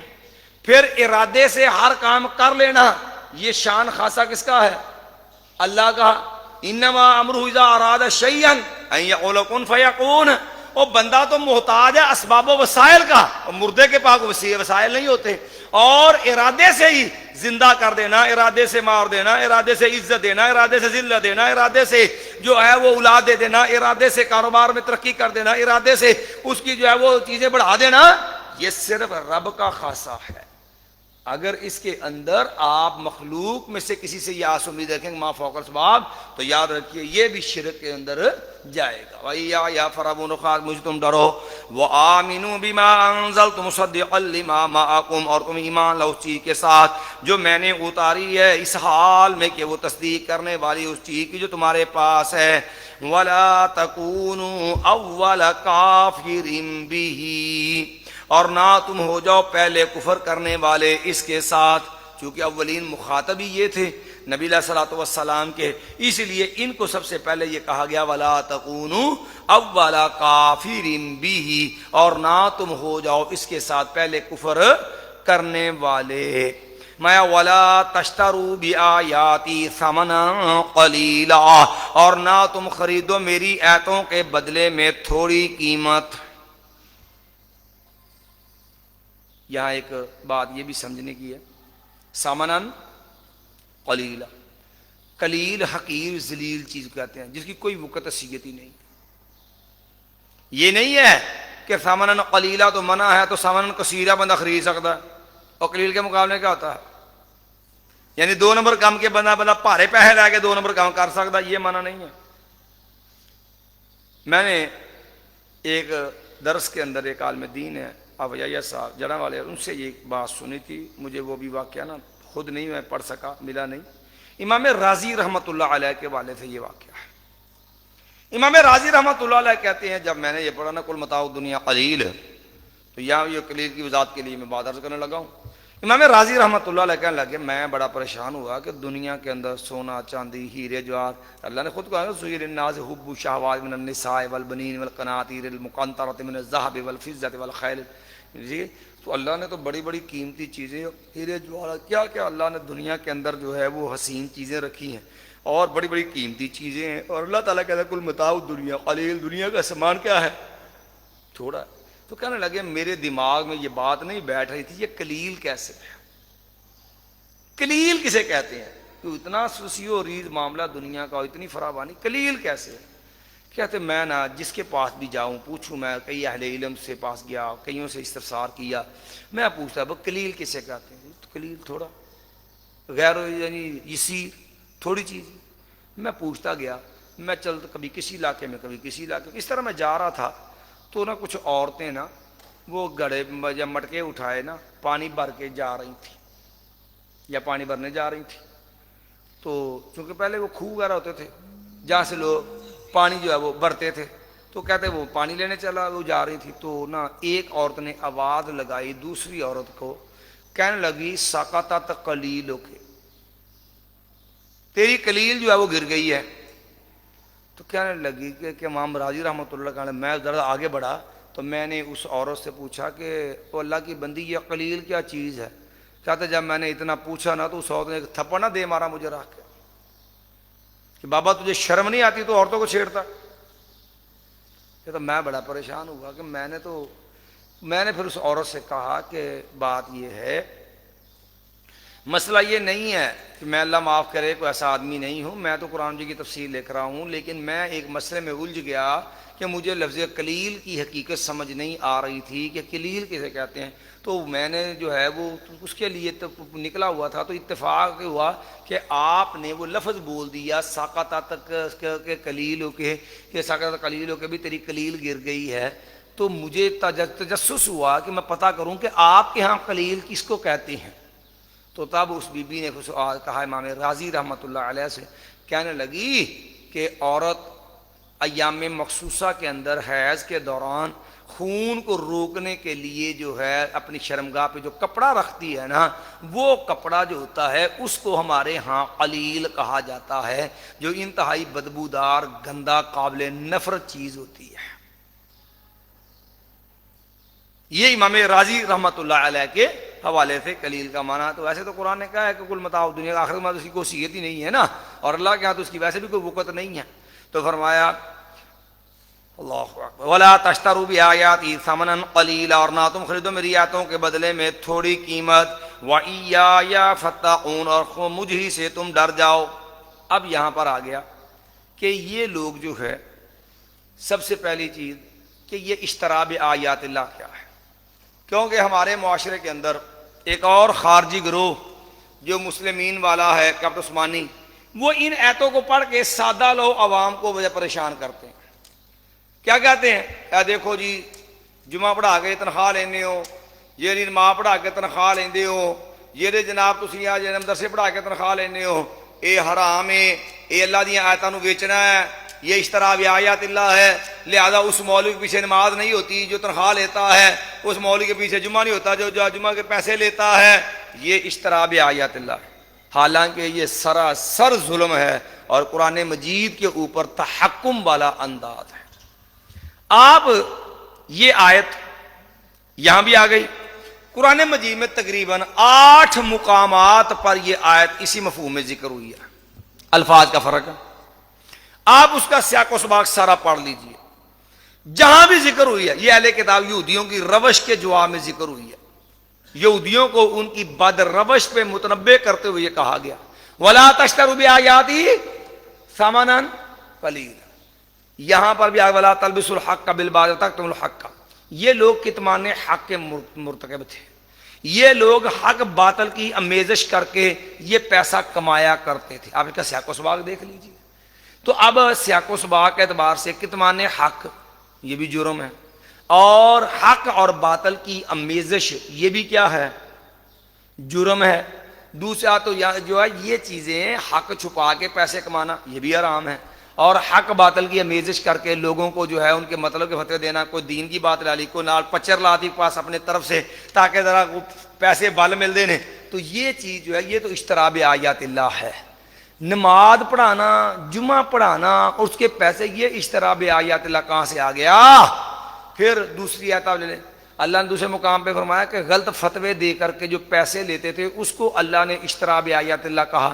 جیسے فرمایا فویل للذین یکتبون الکتاب بایدیہم، ہلاکت ہے ان ہاتھوں کے لیے جو ہے ان لوگوں کے لیے جو لکھتے ہیں اپنے ہاتھوں سے کوئی کتاب، ثم یقولون ھذا من عند اللہ، پھر وہ کہتے ہیں یہ اللہ کی طرف سے ہے، لیشتروا بہ ثمنا قلیلا۔ تو بھئی یہ جو ہے جعلی فتوے، 2 نمبر فتوے، یہ جو ہے اپنے طرف سے جعلی معاملات لکھ کر کے پیسے کمانے کے لیے 2 نمبر فتوے دے کے کمائی کرنا۔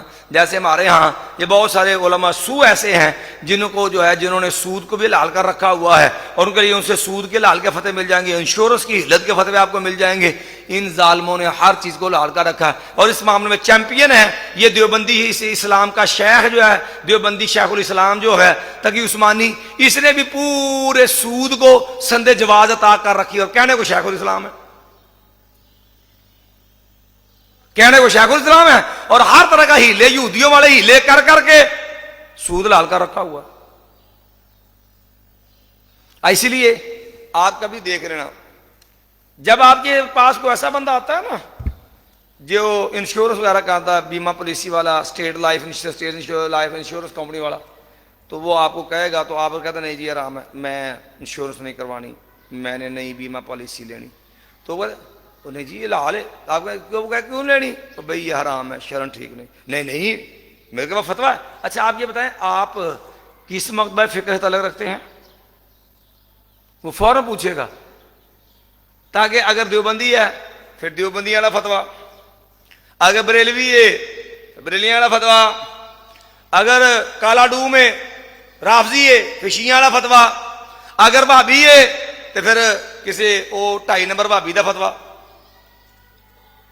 پھر انہوں نے باقاعدہ وہ جیسے دوائی بیچنے والوں کی پٹاری ہوتی ہے نا، انہوں نے پٹاری میں وہ فتوے رکھے ہوتے ہیں سارے، جیسا منہ ویسی چپیڑ، جیسا بندہ ویسا فتویٰ نکال کے دیتے ہیں. حالانکہ یاد رکھو دین فتوے کا نام نہیں ہے، دین تقوی کا نام ہے. اور فتوے میں اور تقوی میں ایک بڑا فرق ہوتا ہے. ہمارے ہاں مسئلہ ہوتا ہے ہر نجائز کم کے لیے نہ کسی مولوی کو ہیلا بہانا کر کے، کوئی جوڑ توڑ کر کے، کوئی سوال گول مٹول جا کر کے کسی نہ کسی مولوی کو فتویٰ لے لو، تاکہ کم از کم بعد مولوی نے فلانے کہا ٹھیک ہے اچھا وہ کر دے پہ سانو کو پتا، مولوی پوچھ جا کے وہ سارا جرم کی دے کھاتے مولوی دے. محدث نوبری رحمۃ اللہ علیہ تھے نا، وہ فرمایا کرتے تھے کہتے عوام نو اللہ دیا دے پتہ کرتے ہیں مولوی کون گے؟ مولوی جی بکرا لیا ہے وہ کنج نا اینا کو سوراخ اینا کو سوراخ بڑا مولی بابا کرائیں گے. تو مقصد کیا ہوتا؟ تو جا کے دیکھو تو ایڈا مورا ہونا. مقصد کی ہے مولوی کو فتویٰ لے پوچھو کہ لے میں نورپور صاحب نے پوچھا رحمۃ اللہ علیہ، میں فلانے عالم نے پوچھا سی، تاکہ گل ساری کیتے پا دیو مولوی کے کھاتے پا دیو. اس لیے فتوے کے لیے بڑی احتیاط کی ضرورت ہے.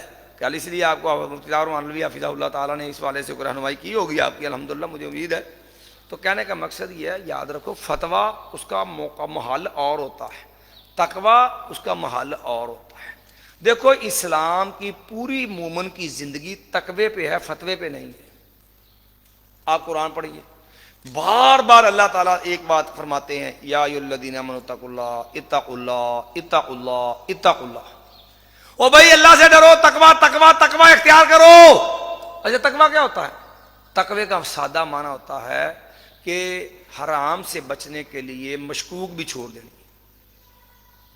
تقوی کا سادہ معنی یہ ہے کہ اگر آپ حرام باقاعدہ مخلص ہیں، آپ حرام سے بچنا چاہتے ہیں، تو تقوی کا تقاضا یہ ہے کہ آپ حرام جو ہے اس سے بچنا ہے تو حلال بھی جو شک شبے والی وہ بھی کیا کرو، مشکوک چھوڑ دو.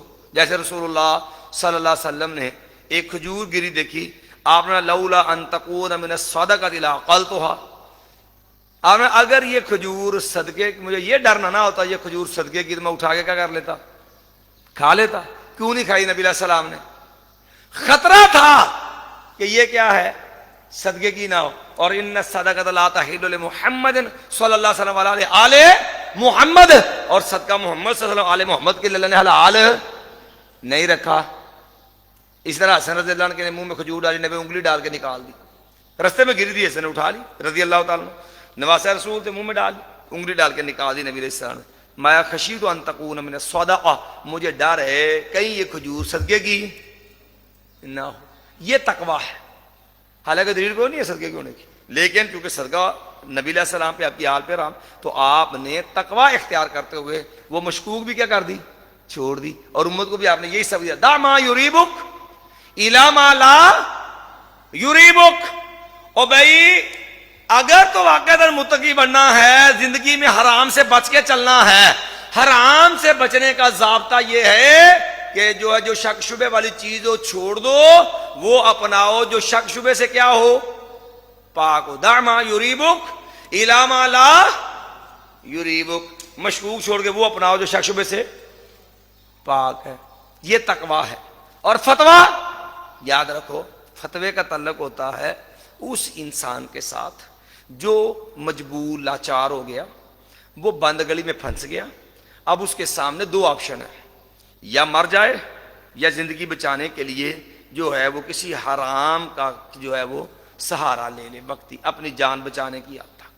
یاد رکھیے ساڈے آندا معمولی جا رولا ہوندا ہے، جی میں مجبور ہوں، جی میں ہی کر سکتا، بینک تو سود لے کھائی جائے گا، حرام کھائی جائے گا. وہ جی کی کریے، مجبوری چ اللہ نے جائز رکھا ہے. کی مجبوری؟ وہ میرا جی فلانا مسئلہ ہے، میں وہ اپنا گھر نہیں آئے گا میرے بات، ایسے میری مجبوری. یاد رکھو یہ جو استرار ہے نا، یہ بھی لوگوں نے گھر کی بھیڑ بنایا ہوا ہے. استرار پتہ کیا ہوتا ہے؟ استرار کی ڈیفینیشن بھی سمجھ لو. استرار کی سادی تعریف یہ ہے، یوں سمجھ لو کہ ایک جگہ خنزیر سامنے مرا پڑا، بندے کے پاس سامنے خنزیر پڑا ہے. اب اس کے پاس دو ہی آپشن ہے، یا وہ خنزیر سے کچھ کھا کے اپنی جان بچا لے یا بھوکا مر جائے. ایسی کنڈیشن جو ہوتی ہے نا، اس کو اضطرار کہتے ہیں. ایسی کیفیت کنڈیشن جو ہوتی ہے نا، اس کو اضطرار کہتے ہیں. اتنے ماڑا جا حالات کڑے آئے، تھوڑی سختی آئی، تھوڑی میں وہ جی میں پھر مجبور ہے، پھر مجبوری میرے واسطے پھر گنجائش ہے نا، پھر پکی گل ہے انہیں ہل لمی پا لینی نال ہی.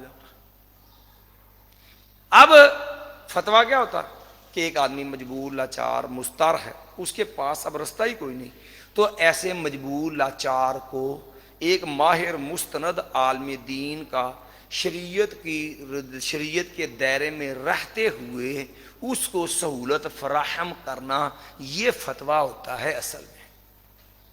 اصل فتوے کا تعلق اس کیفیت سے ہوتا ہے کہ ایک بندہ مجبور لاچار ہے، بند گلی میں ہے، اس کے کو رستہ ہی کوئی نہیں ہے، تو اسی لیے کامیاب مفتی وہ ہوتا ہے جو شریعت کے دائرے میں رہتے ہوئے عوام کے لیے سہولت پیدا کر دے. سمجھے؟ یہ نہیں ہے کہ عیاشی وارگی کا رستہ لوگوں نے عیاشی وارگی بنا دے، جیسے ہمارے ہیں آج کل متجددین کا معاملہ ہے، یا جب یہ بین المذاہب والوں کا بیڑا غرق ہوا ہے. تو یہ چیز جو ہے اب اور ہے. تو اس لیے فتویٰ اور تقویٰ تو جو ہے ان دونوں کے اندر بنیادی فرق سمجھ آ گیا کہ وہ ایک خاص مجبوری کے اندر ایک خاص مضطر کے لیے ایک وقتی رخصت دینا، یہ فتویٰ ہوتا ہے. اور تقویٰ ہوتا ہے حرام سے بچنے کے لیے جو ہے مشکوک کو بھی چھوڑ دینا. اتحاد کر ساڑھے کو فتویٰ ہے جی، ساڑھے کو فتویٰ ہے جی، ساڑھے کو فتویٰ ہے جی، یہ گھر بنا لو پھر فتویاں دائیے. سمجھے؟ اور اللہ معاف کرے، علم بھی کوئی لوگوں مذاق بنا لیا. اٹ پوٹو تے گھٹو گھٹ مفتی نکلتا ہے، اٹ پوٹو تے مفتی.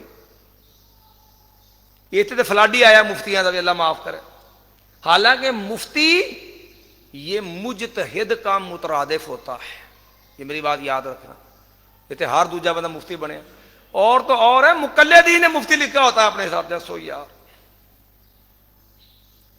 مقلدین نے جن کی جہالت پہ اجماع ہے، انہوں نے کیا لکھا ہوا ہے؟ مفتی. سمجھے؟ وہ کتا سی نا تو حرام پیا کھان ڈیا سی، مردار مریا پیا سی، تو گد آئی نا ہوتے، تو گد نے پوچھا کی حال ہے، یہ کی پا ہے، زبان حال نہ پوچھا. تو کتے نے گد نو دسیا، انہیں کیا جی مفتی. سمجھے؟ یہ حرام خور ادا جڑنا جی جہالت بھی جمع، وہ بھی مفتی بنے بیٹھے. اس بات ہمارے استاد محترم شیخ مبشر ربانی حافظہ اللہ تعالیٰ فرماتے ہیں، یہ جو مفتی ہے نا، اصل پتہ کیا، یہ افتاء سے نہیں ہے. ان کا مشتق منو جو ہے نا، وہ افتاء نہیں ہے، یہ مفت سے مشتق ہے.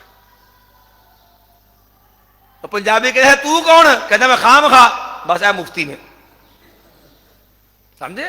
یہ مفتی یہ تو نا افتاء، دار الافتاء، فتووں کا مرکز. یہ مفتی افتاء سے نہیں ہے، یہ مفتی مشتق من المفت ہے. تو کون؟ کہتا میں خام خواہ. سمجھے؟ یہ مفتی ہے. ایک طرف ان کا کرائٹیریا علمی یہ ہے، کہتے ہیں جی مقلد ہے جی عامی آدمی پر مجتہد مطلق کی تقلید واجب ہے. ایک بنے خود کو عامی کہلاتے ہیں. مجتہد مطلق کی تقلید کو کے اوپر التزام جو ہے نبی سے بھی زیادہ شدت سے یا امام کو مانتے ہیں، قرآن و سنت کی نصوص تک کو تروڑتے ہیں. کس لیے؟ مقلد ہونے کے ناطے. تو بھائی مقبل مقلد و غیر العالم، مقلد تو عالم ہوتا ہی نہیں ہے. پہلے یہ تو طے کرو کہ تم عالم ہو مقلد. اس لیے ایک بندے نے سوال کر دیا نا، یہ بات آگی ضمن، چلو بات کر دیتے ہیں، ٹائم تھوڑا رہ گیا ہمارا. وہ منظور احمد مینگل صاحب ہیں کراچی کے، دیوبندی عالم ہیں، انہوں نے کتاب لکھی تحفۃ المناظر، تقلید کا مسئلہ آ گیا. اب صریحاً حدیث نص اس کا رد کیا. محمود صاحب دیوبندی نے لکھا ہے کہ اب مسئلہ بیع خیار کا مسئلہ کہ آپ نے ایک جگہ سودا خرید لیا، جہاں سے آپ نے سودا خریدا ہے نا، تو جب تک آپ کھڑے ہیں نا، آپ کو سودا واپس کرنے کا اختیار ہے، دکاندار کو سودا واپس لینے کا اختیار ہے. ہاں اگر آپ وہاں سے چلے گئے، چھوڑ کے چلے گئے، آپ الگ ہو گئے، جدا ہو گئے، تو بھئی اختیار ختم ہو گیا. تو یہ واضح حدیث موجود ہے، صحابہ کرام کا یہ معاملہ بھی ہے. آپ نے کہا لا یتفرق عن بین الا عن تراض، بھئی جو ہے یہ جدا ہوں تو بھئی جب سودے سے تو رضامندی سے جدا ہوں تو کوئی بھائی اپنے بھائی کو خشیت آئی یستقیلہ، اس ڈر سے واپس نہ چھوڑ جائے کہ اس کو سودا واپس نہ کر دیں، ٹھیک ہے، یہ چیزیں تو واضح نص موجود ہے کہ جدائی ہے۔ اب حنفی کے قائل نہیں ہیں، امام حنیفہ کا مذہب نہیں، اب قرآن و سنت واضح حدیثیں موجود ہیں۔ مولانا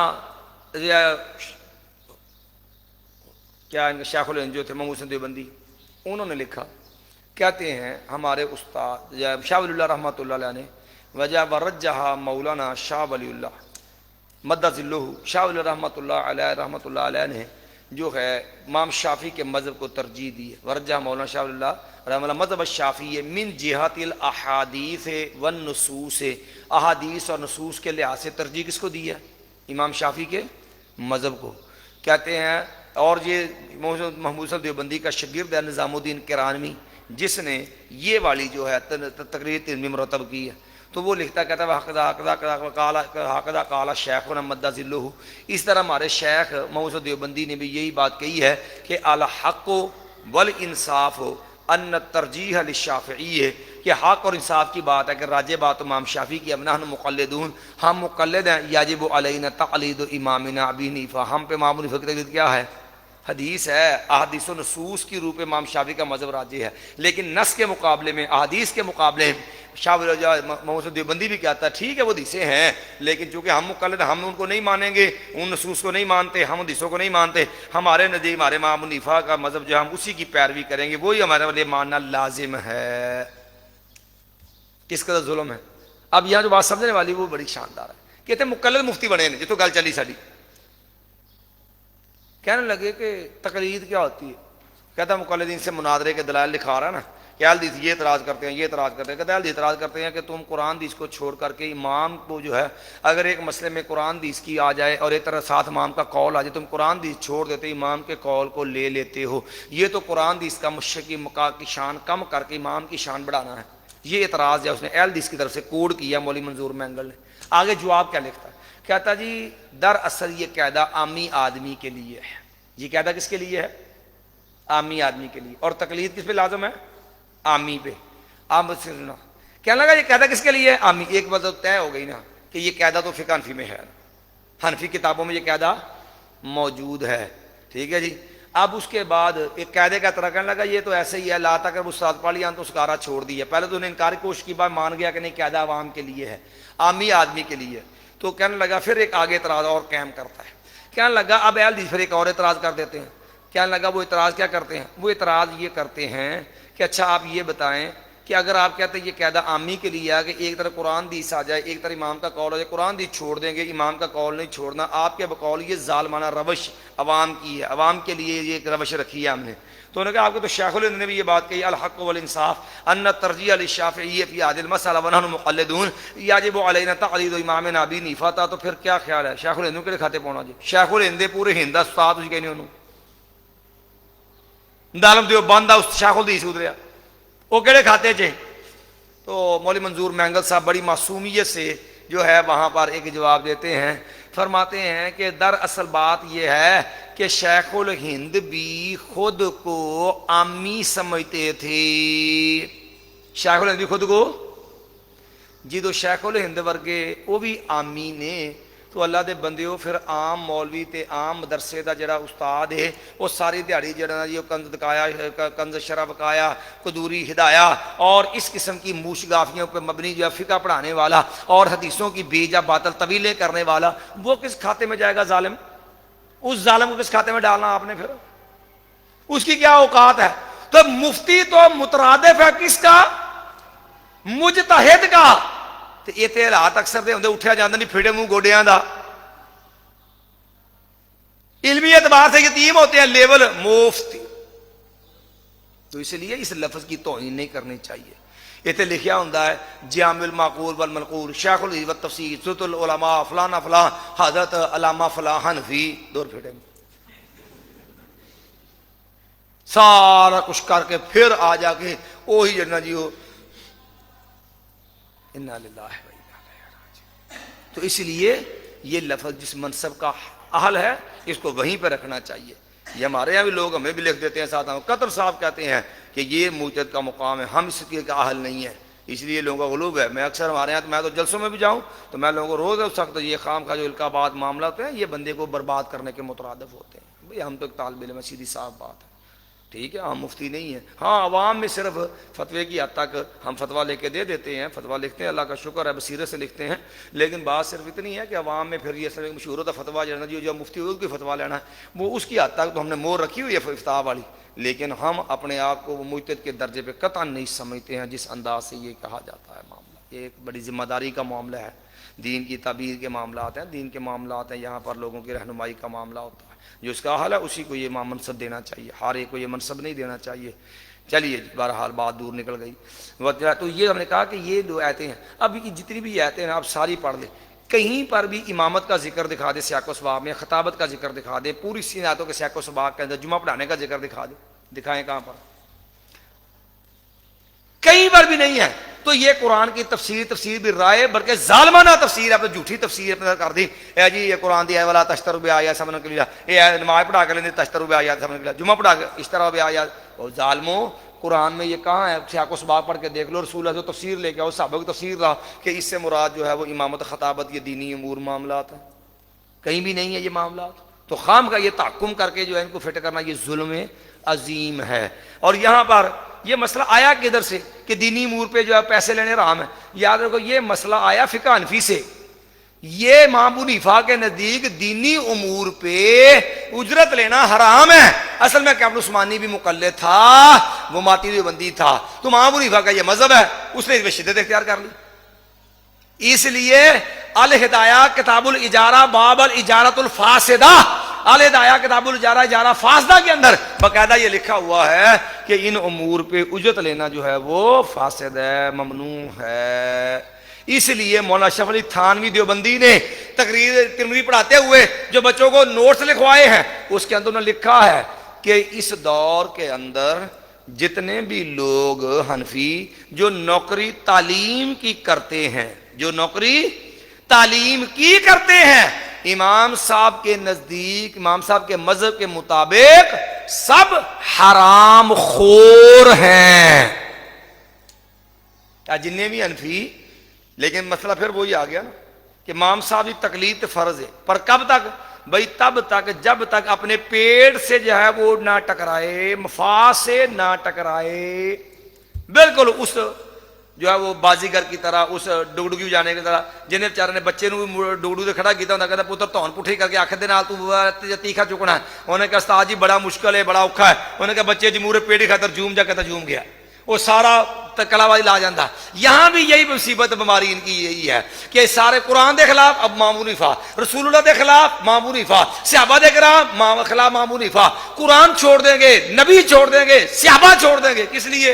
امام دا مذہب ہے جی، وہ ایڈا بڑے امام اعظم سن، جتھے آئی بات پیڑ دی وہ تو امام ابو حنیفہ چھڑ دینا.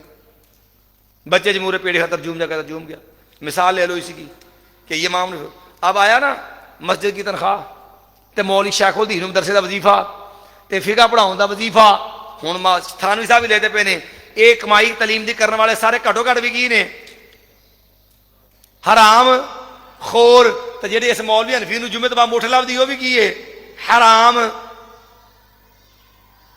مولوی مٹھ بھی رام، تنخواہ بھی رام، مدرسے بھی تنخواہ رام، مسیتوں بھی رام. مولوی تو مر گیا رڑے دے.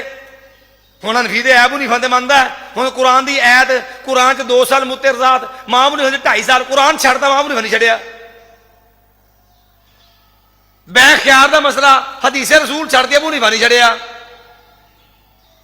صحابہ انہاں دے فتاوے دے لو، ابو حنیفہ نہیں چھڑیا، صحابہ چھڑ دیتے. لیکن جو پیڑ دی باری پھر ابو حنیفہ بھی چھڑتا. یہ مطلب پھر پیڑ سب تو مقدس ہویا. کیا کہا؟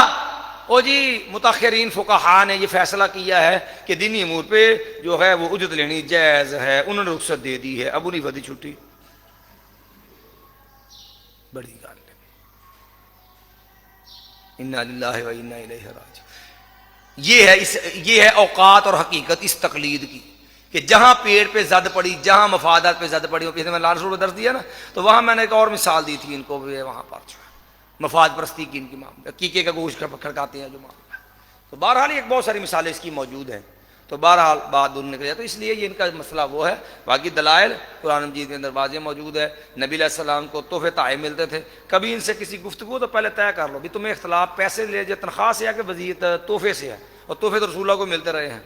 اور باقی رہا کا وظیفہ معاملہ نبی حق ماخذ ملحجن کتاب اللہ, پھر اس کے علاوہ رسول اللہ سے اس کی حرمت ممانعت ثابت کرو. ہاں ایسے لوگ جو بیچارے لاچار مجبور مستحق ہیں بھئی ان سے نہ حق جو ہے ان سے جو پیسے تنخواہ لینا, اس سے آپ نے کہا بچنا چاہیے. جیسے وہ کمان والی حدیث ہے, وہ صحابہ صفا میں سے آدمی تھا جس سے رسول اللہ صلی اللہ علیہ وسلم نے اس کو کہا کہ جنم کی آتا جو ہے وہ تو ایک کمان لے رہا ہے, کیونکہ وہ بیچارہ خود لوگوں کے رحموں کا لوگوں کے صدقات خراب تو پال رہے تھے بیچارے, وہ ان کے پاس ذاتی وسائل بھی نہیں تھے. تو ایسے مجبور لاچار سے جو ہے وہ چیزیں لینا اس کو آپ نے ناپسند کیا ہے, وگرنہ یہ حرام نہیں ہے, اس کے یہ حلال ہے. اسی لیے امام بخاری رحمۃ اللہ علیہ محدثین نے اس کو کتاب البیوع کے اندر اس کا ذکر کیا ہے. تأمرون جی واقیموا الصلاۃ وآتوا الزکاۃ وارکعوا مع الراکعین, اور تم نماز پڑھو اور زکوٰۃ اور رکوع کرو رکوع کرنے والوں کے ساتھ.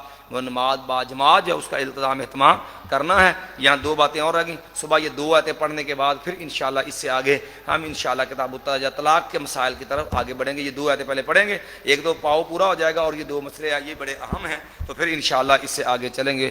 جو ہے سبحان ربی حمدک اشہد ان لا الہ الا انت استغفرک و اتوب الیک. آج کا سوال بہت نہیں ہوگے؟ ہاں جی. جب علی نے آدم کو سجدہ کا انکار کیا تو کان کافر ہونے کے بعد جنت میں رہا, اور شجرہ ممنوعہ کا واقعہ اس کی وضاحت فرما دے. بھائی جنت میں رہنے کی دلیل ہی کوئی نہیں ہے. اس نے شبہات ڈالے, فاضلہما, ٹھیک ہے جی, فوسوس الشیطان, کیسے ڈالے جی, کہہ تو لا جاتا شیطان کا جنت میں جانے کی دلیل نہیں ہے. پہلے جنت میں جانے کی دلیل ہو تو لائیں تو پھر بات کریں گے نا آگے. بھائی باہر رہ کے تو معاملہ اندر کر سکتا نا, اللہ تعالیٰ جی جنات سننا. چلیے جی. اور شجرہ ممنوعہ کا واقعہ اس کی وجہ سے, ممنوع کی بات ہم نے آپ کو کر دی کہ دلیل ہی کو نہیں شجرے کی. کوئی شجرہ کون سا تعین نہیں ہے اس کا, وہ تو میں نے وضاحت کر دی ہے. باقی لوگوں نے بنایا جو شجرہ ممنوعہ نے وہ ساڑھے علم چلیں گے. چلیے جی. اس کے بعد ایک اور سوال ہے. اللہ تعالیٰ انسان کو بہت سی مگر اذکروا نعمتی, یہاں نعمتی سے کون سی نعمت مراد ہے؟ بھائی میں نے بیدا آپ کو جو ہے ان کو اللہ تعالیٰ نے تمام جہانوں پہ عزت دی ہے, ان لوگوں کو نبیوں کی اولاد سے بنایا, پھر ان کو منصلبے کو جو ساری نعمتیں بنی اسرائیل پہ دی انہیں کا ذکر ہے نا اس کے اوپر, پھر ان کو حکومتیں وغیرہ دی ہیں ساری. بنی اسرائیل کیا یہ بنی اسماعیل کے بھائی ہیں بنی اسماعیل کے, اس کی وجہ کہ چچا زاد ہے نا آپس کے اندر, یہ تو وضاحت ہوگی. مود امام سے پہلے فاتحہ مکمل کر سکتا, بالکل کر سکتا ہے, شرم کوئی پابندی نہیں ہے. بس یہ ہے کہ پڑھنی ہے فاتحہ امام سے پہلے پڑھ لے, بعد پڑھ لے, ساتھ پڑھ لے, شرم کوئی پابندی نہیں اس کے اندر. یہ سوال ہے قابیل نے حابیل کو قتل کیوں کیا تھا؟ حسد کی وجہ سے تھا کہ اس کی قربانی قبول ہوگی, میری قربانی کی قبول کیوں نہیں ہوئی. واتر علیہ من ابا بنائی آدم قربا قربا فتقبل احدهما ولم يتقبل من الاخر قال اقتلنك قال انما يتقبل الله من المتقين. تو وہ حسد کی وجہ تھی. آپ نے کہا تھا کہ جہنم ساتوں زمین سے نیچے, مگر کئی ایک جگہ پر آتا ہے کہ جنت جہنم کی میں ایک دیوار ہوگی. بھائی وہ قیامت ہوگی, وہ جنت المتقین غیر بعید, جنت یوم تبدل الارض غیر الارض والسماوات, زمین یہ بدل دی جائے گی, پھر جنت کو لایا جائے گا. ازلفت الجنت للمتقین, جنت متقین قریب کر دی جائے گی. جہنم کو لایا جائے گا. وجیء یومئذ بجہنم, قرآن میں ذکر ہے وجیء یومئذ بے جہنم, جہنم کو لایا جائے گا. والا سبعون الف زمام ہے, 70,000 اس کے لگامیں ہوگی, اور ہر لگام کو 70,000 فیتوں نے تھاما ہوا ہوگا, پھر بھی جوش مار رہی ہوگی. چلیے جی. یا یہ کھڑکی ہوگی, یہ بات ہم نے وضاحت کر دی ہے, وضاحت اس کی. آگے سوال ہے جی امام حنیفہ کی کسی صحابی سے ملاقات ثابت ہے یا نہیں؟ جی میں نے پہلے ایک دن آپ کو یہاں بتا دیا تھا واضح الاکمال فی اسماء الرجال کا تھے کہ جب امام حنیفہ پیدا ہوئے 4 سے مختلف علاقوں میں زندہ تھے, ولم یلقى احدا منهم, کسی ایک سے صحابی سے امام حنیفہ کی ملاقات ثابت نہیں ہے. الاکمال فی اسماء الرجال علامہ تبریزی کا رسالہ ہے, یہ مشکات عربی والی جو ہے اس کے آخر میں یہ رسالہ لگا ہوا ہے, اس کے اندر امام حنیفہ کے ترجمہ حالات کے اندر یہ بات موجود ہے. اور یہ روایات منقول ہیں وہ بھی ثابت نہیں ہے. میں نے بتایا تھا غایۃ الاوتار ترجمہ در مختار جو ہے اس کے شروع کے اندر وضاحت لکھی ہوئی, کوئی ساری سندیں ضعیف ہیں. جی اس کے بعد آگے ہے جی سفیان ثوری رحمہ امام حنیفہ کو منحوس کہا ہے. کیا ہم کہہ سکتے ہیں بھی امام سفیان ثوری کے سامنے کوئی علت وجہ ہوگی, انہوں نے کہہ لیا, آپ کے سامنے کیا علت وجہ ہے؟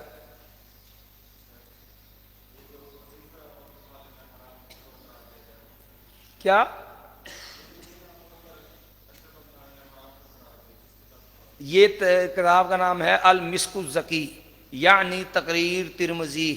تھارشی والی تھانوی نے جو تقریر ترمذی ہے نا, اس نے جو تقریب ترمذی پڑھاتے ہوئے نوٹس لکھائے ہیں، وہ تقریر ترمذی کے نام سے طبع ہے، عربی نام والا اس کا المسک الزکی ہے، اردو نام اس کا تقریر ترمذی ہے، لکھنے والا اس کا شاگرد عبد القادر ہے، اس نے مرتب کی ہے یہ.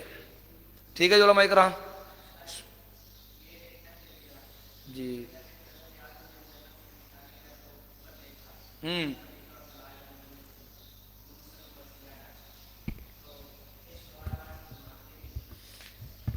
حضرت پتہ کیا ہوتا ہے، یہ بجا ہے کہ عرش کو وہ نہیں مانتے، استوال عرش نہیں مانتے، لیکن مصیبت یہ ہے کہ ان لوگوں کا کوئی پیر نہیں ہوتے. کہتے ہیں نا وہ فارسی کا محاورہ ہے، دروغ گو را حافظہ نہ باشو، جھوٹے دا حافظہ. تو جو کھڑا جھوٹے دین پہ ہوگا، خود ساختہ نظریات کے اوپر، اس کا حافظہ کیا کام کرے گا؟ پنجابی کا تھانہ بنایا جی پیرنا ٹایا سے. ان کو یہ نہیں پتا ایک چیز بناتے دوسری توڑ دیتے ہیں. ان کے فقہی اصول دیکھ لیں آپ، ان کی فقہی اصولوں کا بھی یہی مصیبت ہوتی ہے، ایک جگہ ایک اصول قائم کریں گے دوسری جگہ وہ اس کو خود توڑ دیں گے وہ اصول. اسی لیے ان کا کوئی اصول نہیں ہے، ان کا ایک ہی اصول ہے کہ کوئی اصول نہیں ہے. سبحان بحمدک اشہد ان لا الہ الا انت استغفرک و اتوب الیک.